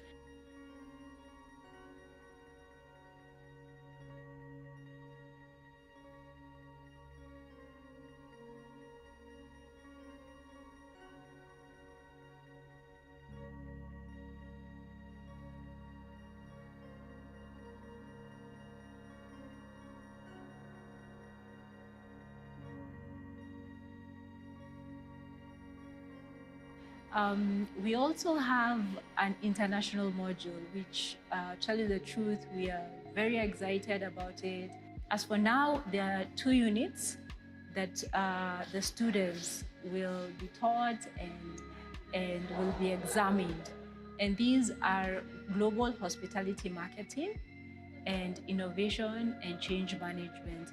So we are looking at a next generation of managers who are innovative, who are able to be great consumers of data, who are able to be very strong in terms of business acumen, who are able to be consumers of research. It's only that industry that is able to utilize data that will be able to take the business to the next level or to its potential. Strathmore University has that moral role to bring a program that's going to enhance the industry growth and also to take the industry to its potential. That's why we've crafted the Master in Hospitality Business Management at this time. And we are launching it in November, and we are welcoming the industry to take it on a grab, because it's a rare program, it's a modest program that's going to build just the next generation.